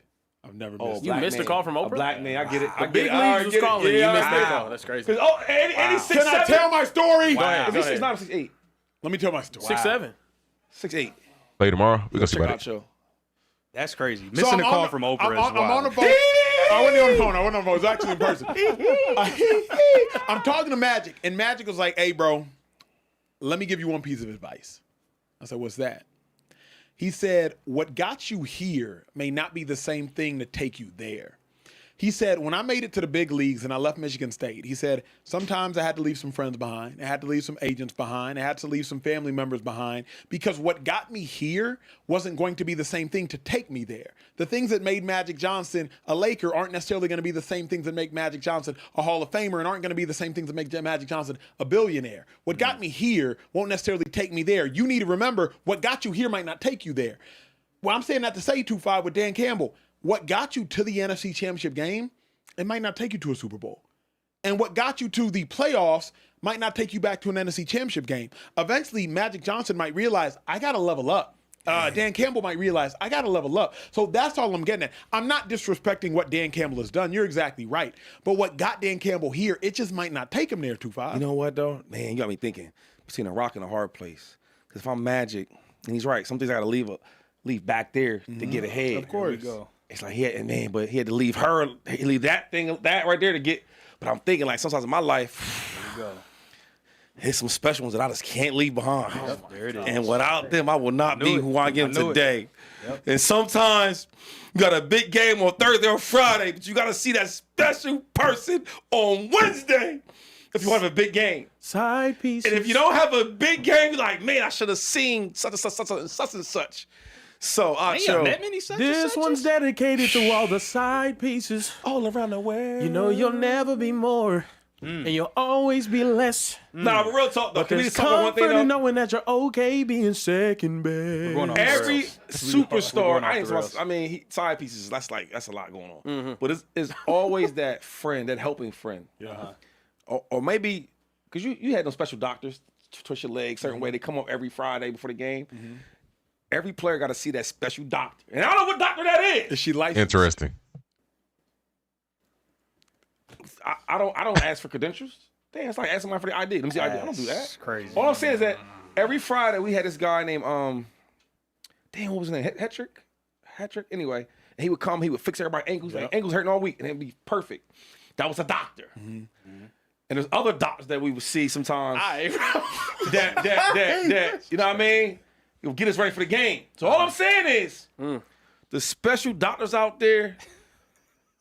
So all you fans out there, all your favorite players, they might not be the same without that special doctor. So Shout out TT, I man. hear what Magic Johnson is saying, and I ain't nowhere near Magic. He's great. It's great. But I did some good things in my life. Magic And was I seeing them wouldn't- doctors. Yes, he was. Okay, guys. For sure. All right. Oh Seeing my those God. doctors. The same doctors you talking about. He was like, he was overly active with them doctors, bro. I'm not gonna lie to you. Yeah, we're cooked. He was there. Hey, through the titles. And for our final show ever, Oh I'm my Speakeasy. I'm I've telling had you. a great time with y'all. It's been real. Hey, man. It's been fun. Being honest. Hasn't been real fun, but yeah, we. Look, man. Thank Just you for the being honest. Look, opportunity, look, Yacho. I had a great time the 12 weeks he was here. 5 rings, yeah. He don't see them 5 without them doctors. Okay. He definitely didn't see 6 because of the doctors, but that's. Hey, Is that no, I know. so we've got shovels, and we're just gonna keep digging. I We're just know gonna that. keep right on digging, fellas. I know Yep. that Why one. not? He a black man. Come on, I ain't on that. Nah, sport magic. It went bro, over right? Shady's I'm head. on all the the doctors. Dodgers? I ain't on that doctor. I want doctors that got in 5 rings. I'm on them doctors. Yeah, no, look. Before we get up out of here, Shaq had them doctors too, though. you know. Oh, well, Shaq did have those doctors. Before we get up out of here, I just wanted to I show had them video. doctors. I tried them doctors. My ankle feeling good right now. It's crazy. Before we get up out of here, I had to show a video of just a celebration from the Chicago Bears in the locker room after starting off 0-2. Ben Johnson. Look at Ben Johnson getting active out there, man. National Look at Ben treasure. Johnson getting Shady active. talking about women. Yeah. Karen talking about Yeah. He had security back there. Magic Johnson having Yeah, AIDS. it's cool right now. So go to that parking lot. Who wins that? lit. Oh, yeah. Him and Nick saying who had a fight. Who wins? Oh yeah. Judging by this, What I'm talking about. Apparently, a hot dog stand in Chicago, the Wiener Circle. Oh, hey. That's what it's called. That's what it's called. Look at the tweet. Put it back up. Put the tweet back up. No, that's a. Hold up. The Wiener Circle, as you can see, That's crazy. an iconic hot dog stand in the north side of Chicago, promised free hot dogs Care Bear, for we told you everyone about if that. Bears head coach Ben Johnson took off his shirt. Well, he took off his shirt, so now everybody gets the wieners. We've told you Look, about ladies these and no gentlemen, context it lead-ins, is bro. You time gotta stop to doing get that. up out of here. Yes, We it got- is. It's time to get up out of Yeah, here. we want to read super chats before we get up out of here. Yeah, Smokey P said, huge Eagles fan, Shady, my favorite running back ever. I've watched every episode and have been quiet about it. If it's Jalen's fault or is it coaching? Going for 2, down 9 with over 2 minutes didn't left in get the that either, game though. is the icing on the cake. That Fire was KP. dumb. That was Why we weird. kick That the was field a goal when we down really. 8? Can we talk about that for a That moment? was- Yeah, we Let's should talk go about in that. on that. Let's Yeah, talk because about that was crazy. That was wild. Sirianni got out coached today. And all Sirianni has to do is manage the game. You ain't even got to call plays. Yeah. Like Sirianni, you ain't got to call the defense, you ain't got to call the offense. So how the hell you get out coached as well? Going for 2 in that situation is dumb to me, and I don't care about the analytics. Here's why it's dumb. Because if you go for 2 and it's a 9-point game, now the opposing offense doesn't have nearly as much pressure. No pressure. Because they're like, oh, we are about 2 possessions. Now, your own defense doesn't have nearly as much motivation. Because they're like, oh, we're down by 2 possessions. Now, your own offense doesn't have as much motivation. You can't just look at analytics and look at statistics. You got to look at humans, and you got to look at human emotions. And analytics does not count for human emotion. So when you go for 2, Sirianni, and you end up down by 9, now the Bears and Caleb Williams are like, oh, even if we don't convert, you still got to go get 2 positions. And now your defense is like, dang, bro, it's a wrap. Okay, that's okay. Like, to me, that was dumb. Right before halftime by Sirianni, that was dumb. I think the Eagles got severely outcoached. And the worst part for me about all this regarding Sirianni, 2-5, is watching Sirianni during a game, I'm like, the Eagles are helpless because their coach can't do anything about it. Usually, when the Bears are struggling, I'm like, oh, Ben Johnson, he can dial up a trick play. Yeah.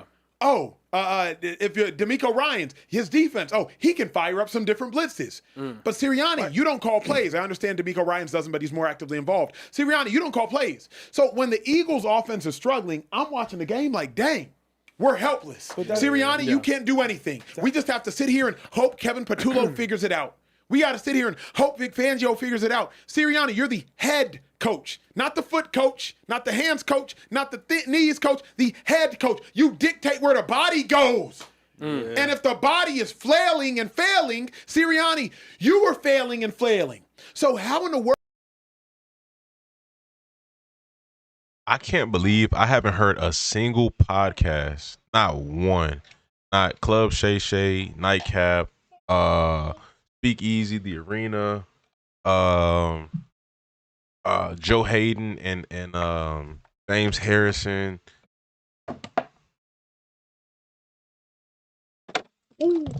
Crap.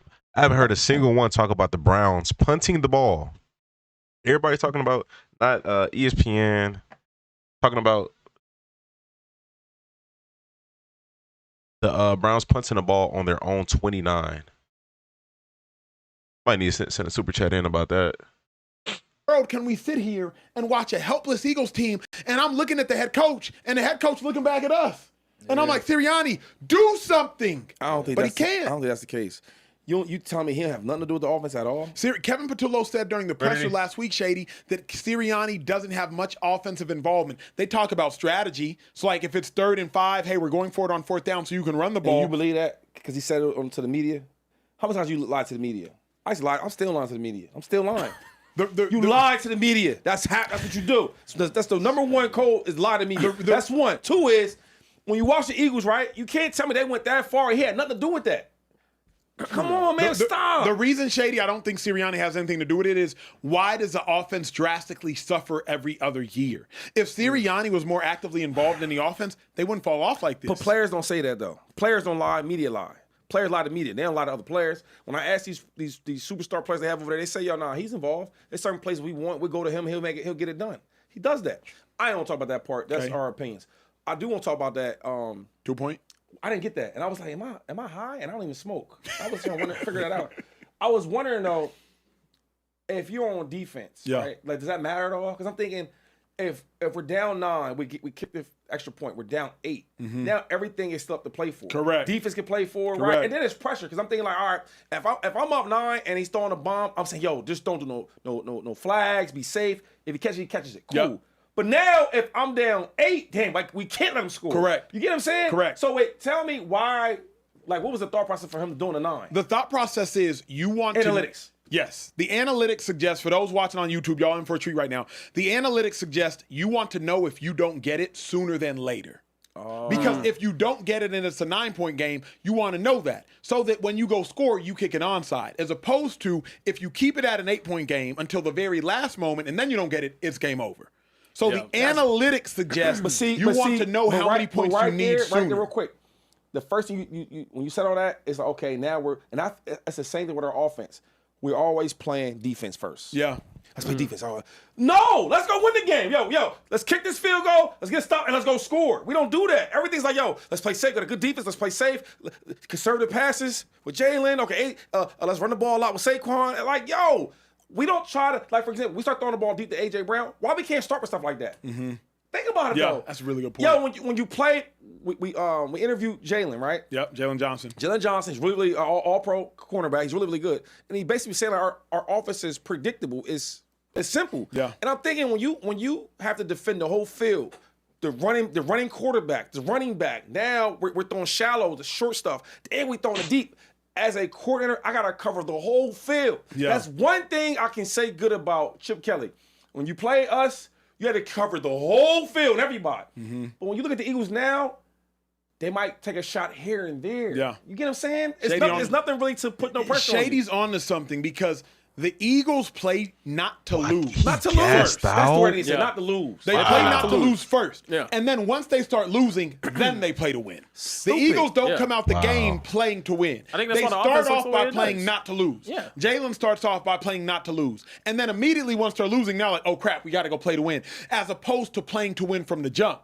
The whole game plan was not to lose. And then you get down by 8-9 points, and now Jalen's like, uh-oh, I got to go try to win it. That's why he throws an interception. The thing I hated most about watching this Eagles game wasn't during the game. 2-5, it was during the broadcast. And they said, Jalen Hurts, 17 touchdowns, only 1 interception on the season. And I was like, y'all gonna brag about that. Not realizing part of that statistic will cost the Eagles games. Because Jalen Hurts has those types of numbers because he's playing not to lose. Caleb Williams had the same numbers last year. I think there was a point in time where Caleb had 12 touchdowns, 1 interception. He wasn't doing anything great. He just wasn't taking those shots. But in order for Jalen Hurts to have touchdowns like he had to A.J. Brown today, you have to throw a 50-50 ball. But to A.J. Brown, it's an 80-20 ball. There you go. But Jalen doesn't throw those balls because Jalen is playing not to lose as opposed to playing to win. But is that him? See, I don't think it's Jalen Hurts. I think it's the way they're coaching him. Like you know I'm heavy into boxing, right? Yep. And if I'm a boxing manager, and let's say I got a fighter, he's a gangster. Yeah. He's knocking everybody out. But you start noticing every time I have a fight, my managers put me up with guys I'm better than or guys that's weight drained. It's like I'm always got the advantage. So now you start thinking, well, damn, am I that nice? Yeah. Compared to this other dude, he fights everybody at the top, and he's beating them all. So now he's always feeling confident because I'm beating the best at their best. As in, I'm trying to win compared to I'm putting you in a match where I want to make it easy for you. And I think we got Jalen Hurts. It's not him. I think we make it easy for him. So now it's like, all right, I'm not going to throw these balls because I might get a pick because the coach is already telling me without saying it, I'm going to give you a conservative offense to handle. Compared to, give me the whole playbook, right? And if I do some bad stuff, let me learn from it. Compared to, I'm not going to let you do it. Does that make sense what I'm saying? 1,000%. I just think Jalen plays, and you and I have talked about this. That's why when I be thinking about, because like he says a lot, he has a lot of messages after the games. Some of them be a lot of them. But some of them, like, I get what he's saying. Like, I feel like they let me out the straitjacket. And I'm like, what's he saying? And when I watch the games, I see it. You not letting me throw the ball deep to AJ. You not letting me do. You not letting me do that. You want me to do all conservative stuff and run the ball all day. That's what I said earlier. So now when you let me out the straitjacket, not let me throw the ball deep and I make plays. Today I feel like I was out my straitjacket. So I get what Jalen Hurts be saying. I think sometimes the coaches, they play him as if, hey, I don't want you to lose the game for us, and let's not lose. Let's just win it conservatively. But I think it's because that's how Jalen plays the game. Like Jalen's skill set is hey, don't go lose the game skill set. It's a run the ball. But what tells you that though? I think if you the way they using. But Shady, since day one they use him like that. But since day one, if you let Jalen throw it, he gonna throw it. Every offensive coordinator has used him the same way. Eventually, I'm thinking it's a him issue.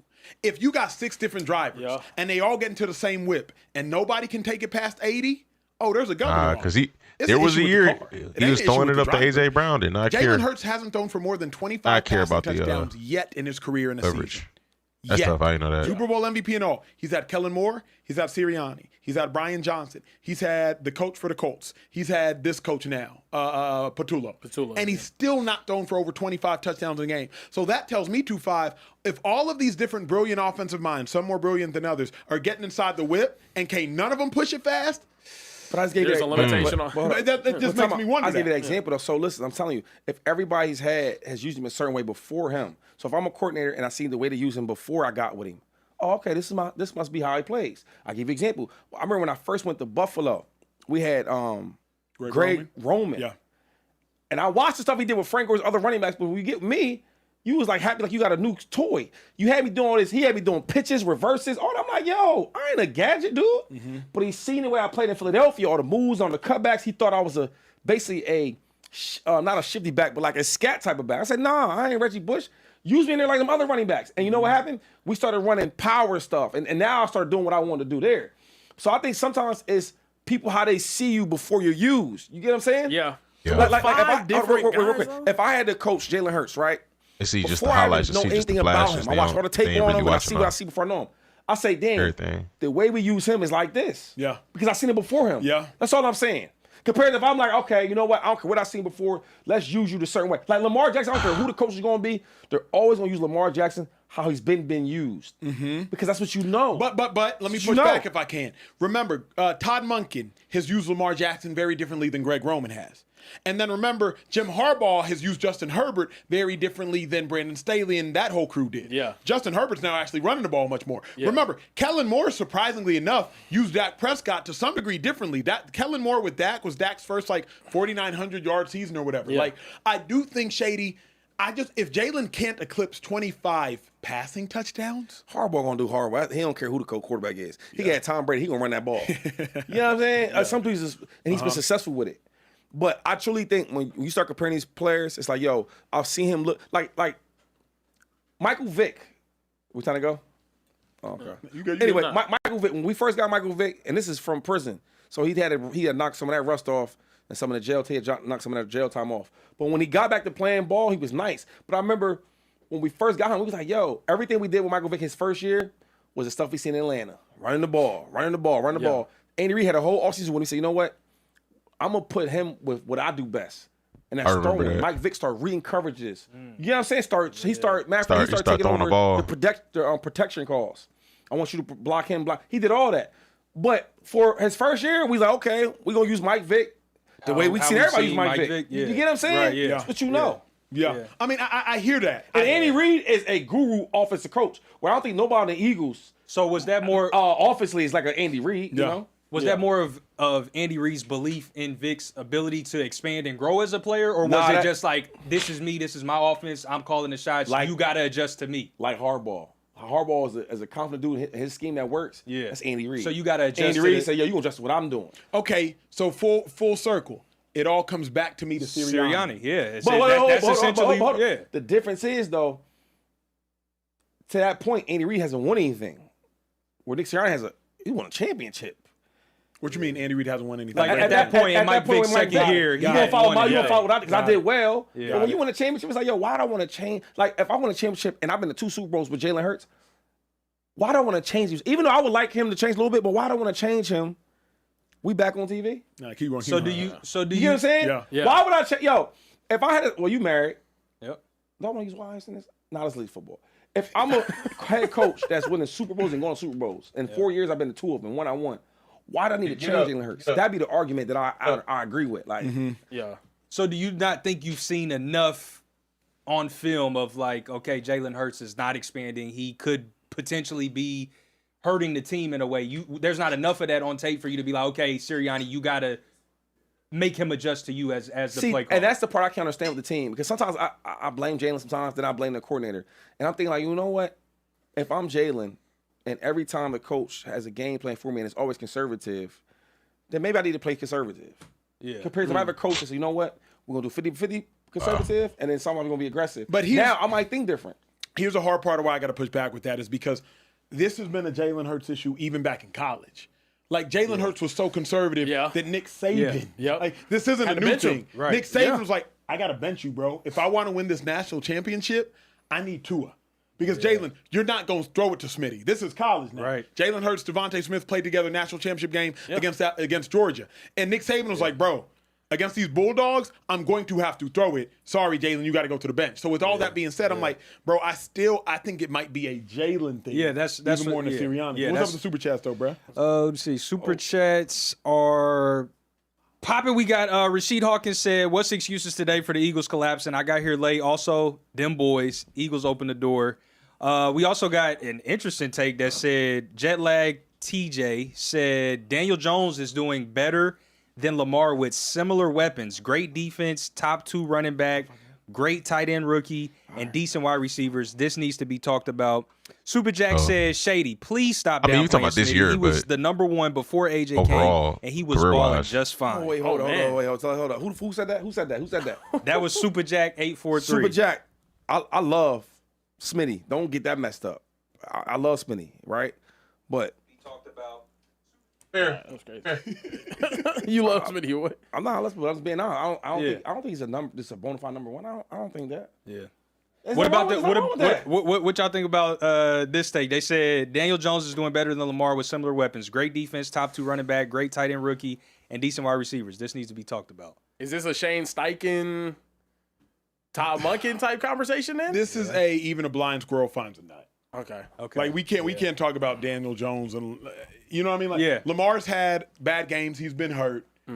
Daniel Jones has had some good games until he had to have a good game against the Chiefs when they were stopping the run and then he fell did. short. So Hey, and fellas, hold on. We have, Hold we have on, a surprise Shady. guest here in the speakeasy. You know, me and Shady are big boxing heads. And next weekend, the boxing world will be looking at this huge matchup. We got Lamar Roach Jr. joining the show. Next weekend, he's going to be taking on. Come on now. Yes, sir. He's like Pitbull Cruz. What's going on, man? How we doing today? Man, I'm chilling, man. I just actually got finished working out again. Oh, snap. We think You the headphones might be your headphones might be rubbing against your beard right now. So they might, Okay, y'all can hear me?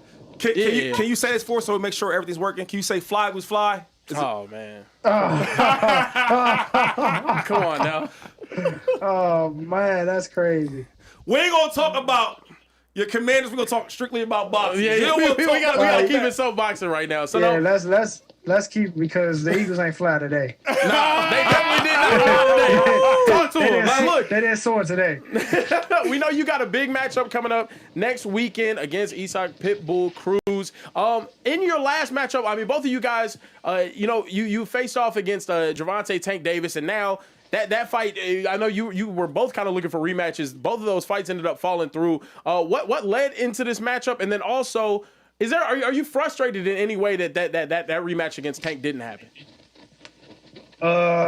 Related to the Pitbull Cruz fight was that we knew they was up to the BS. I mean, I guess y'all got to think the first fight didn't happen when it was supposed to. It happened 4 months later after it was originally scheduled, in a different venue, everything. So it's when it comes to that one specific fighter, things are up in shambles, and you know what I'm saying, like it's just.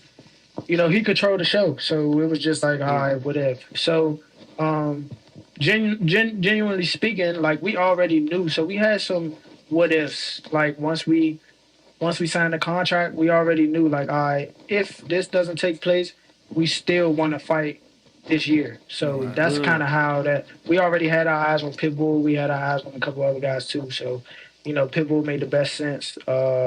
It's more rewarding and it's better for my legacy. Yeah. So, Chan, how you feeling? First of all, before I get to any questions, how you feeling? I'm feeling good, man. I'm feeling good. I know you seen everybody the talk and all that. They're like, oh, he's big, he's huge, he's this, he's that. How's he making 130? I mean, so I'm feeling good. I'm feeling strong. It's like I don't have to cut weight or nothing like that. So I'm chilling. So Pitbull Cruz, he is a good challenger though. So this is a good fight. This is no walk in the park. For sure. I do think I'm betting on you. I told you that a couple weeks ago. I told you I was betting on you. I want to ask you this though, man. Like I watched Ryu beat him, right? He moved a lot, beat him, moved a lot, made him miss. Also Tank, right? Even though Tank said he hurt his hand, I don't know. But he made him miss a lot, right? But you can fight on the inside too, though. I seen that shit when you was fighting Tank. I didn't know you can do that. Is that something we might see this fight? Maybe fighting more on the inside because Pitbull is going to bring a lot of volume of punches. He's trying to smother you. Can we see that? Oh, y'all gonna see that for sure. Y'all gonna see the bag. The bag gonna come out that night for sure. Okay. Right. For sure. There's gonna be versatility in there. And I know. Oh! What didn't happen? We just lose power. We lost power? Oh snap. Oh, not with Lamont Brooks. Oh man. Damn. Hold up. Fucked up. Dang. Power up the generator. Hold up. 1 second. Oh man. I had some good ones for him. This is a big fight though. This is a big fight. Yikes. Let me jump in the chat. Still alive?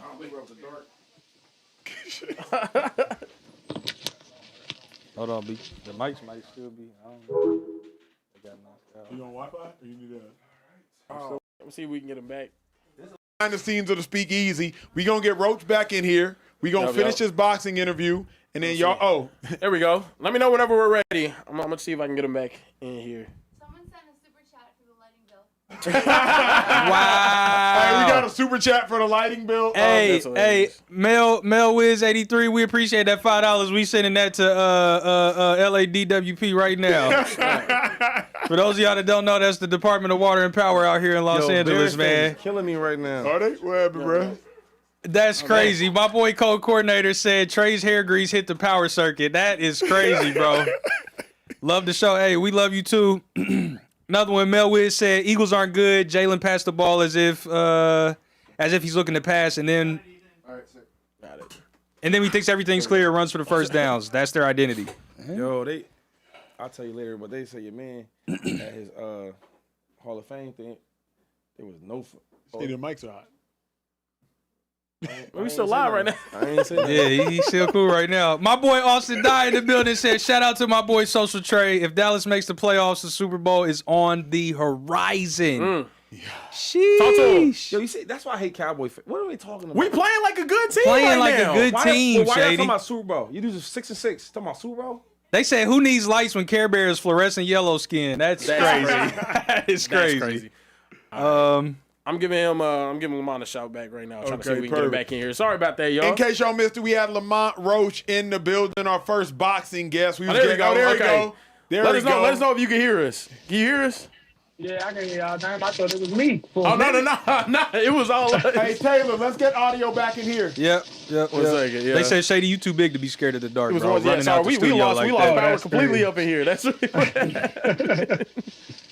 Oh my goodness gracious. We ain't making that money Roach making, you know what I mean? Nah, I'm saying it's hard right now. Payday. That boxing paycheck crazy though. I'm being honest with you. Is it? Hey, real Especially quick. if you win. Hey, yo, off the record, because I'm in the rooms.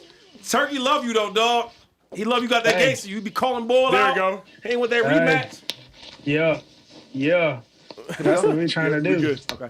What was I saying? Pick it back up. Yeah, no. So we were talking about this matchup with Eastside But you were Cruz saying and whatnot. up close. Oh no! So you were saying the different styles though, because that he may present different problems, right? Inside, outside. You said that we'll see the bag. Without my next question was, you always need a certain fighter or challenger to make you a star, right? And Tank was talking about how a lot of people didn't know who you was, but he said you was really, really good. Nobody still didn't believe, till the fight happened. We were like, damn, this brother nice. Now you like a star though. And I know we don't want to look past no opponent. I get that, right? In any sport. Right. We do think that you're gonna get past Pitbull. You are the favorite. Who's that next fight though to put you on that superstar stage? Because now everybody's looking at you like you're a superstar for sure. Well, I think it's only fitting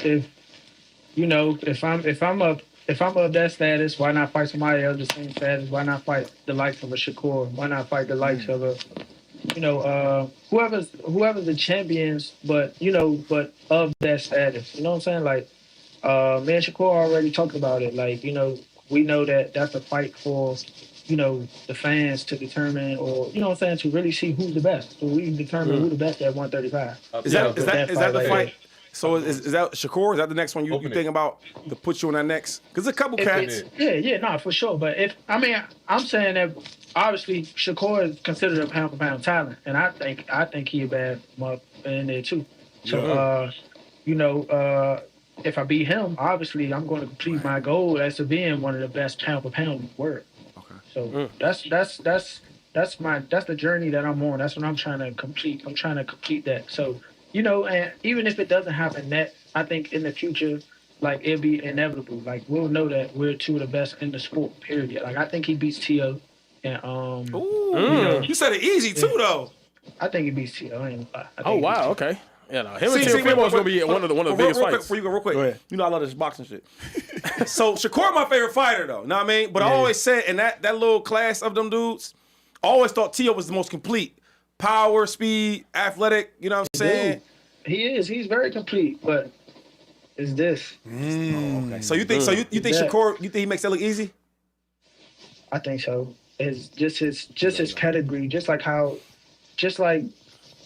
overall boxing IQ, defense it's gonna be tough for him. It's gonna be very frustrating for T.O. And like I said, when they come back to this mental shit, it's like that's where his downfall is. Like, if you look at the fights where he had his worst fights, his worst fights were people that weren't as good as the people that he beat. Yeah. It was just pure boxers and people who can just rig it, like, do ordinary things, but he'll get caught up in it. Let me counter that real quick. So I watched all Shakur's fights, right? He fought Delos Santanos. Am I saying his name right? You know what I'm talking about? Right. Santos. Yo, fast, explosive, hit hard. When he fought him, he didn't want no parts, and I'm a Shakur fan. I was like, oh shit, he ain't really trying to engage like that. I think T.O.'s better than a guy like that. For sure. So you don't think that still would give it problems though? Because that's what I'm nervous of with Shakur. I'm nervous of that fight. A lot of people in boxing will tell you this too. It be those guys who are just like awkward and just like funny fighting that might not just be better than the good guys, but are harder fights. Yeah, that's how that should be. It just be weird. It'd be weird. Is that what's in your mind next though? Is to go after these bigger names like after this fight with Pitbull? So is it maybe getting a rematch with the Tank or a Shakur? Is that what you see next for yourself? The rematch is out of my question, out of my picture. Like, I just think I've been saying this for a while now. I think people need to start listening to him and believing him. Like, when he says, I'm not rematching him. Or There's a bit. like, No worries. Or you know, I'm gonna hop off after this year too. Shit like, I think y'all should believe him. Like when he say he don't care about championships and shit like that. Like you don't know. He really mean that shit. Yeah, but I don't think he needs Tank no more though. I think before, I don't. but I'm saying now, yo, he's so big. I'm in that space. Yeah. Like they let him one of the next top tier dudes to take off. So I don't think he need Tank no more. Hey, I got a question, bro, on a bigger picture of boxing though, because everybody be talking about the whole Jake Paul and is he good for the sport? Is he bad for the sport? Non-boxers be answering the question, but I want to hear from a real boxer. Like, is Jake Paul a net positive for boxing, or do you wish he never would have entered the ring? It's two different aspects. So y'all know Jake Paul is a promoter as well. Yeah, he is. That is the main reason why Jake Paul is a net positive for the sport. I'm not gonna lie. Yes, he does bring viewerships and all that other stuff, and then he brings like non-traditional boxing fans to the light to watch the sport. But he's a promoter, and at the end of the day, he put people on a platform where I see like me. I got it like the regular, old school way. Like I fought my way up to world championship standards, all this. I didn't have nobody backing me, super big, super social media influence, none of that. So and I didn't have that push. Like I didn't have that commercial behind me. Mm-hmm. Jake is the commercial himself.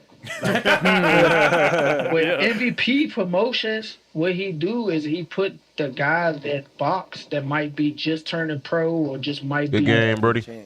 about to be contenders and shit. Like a lot of people see them, so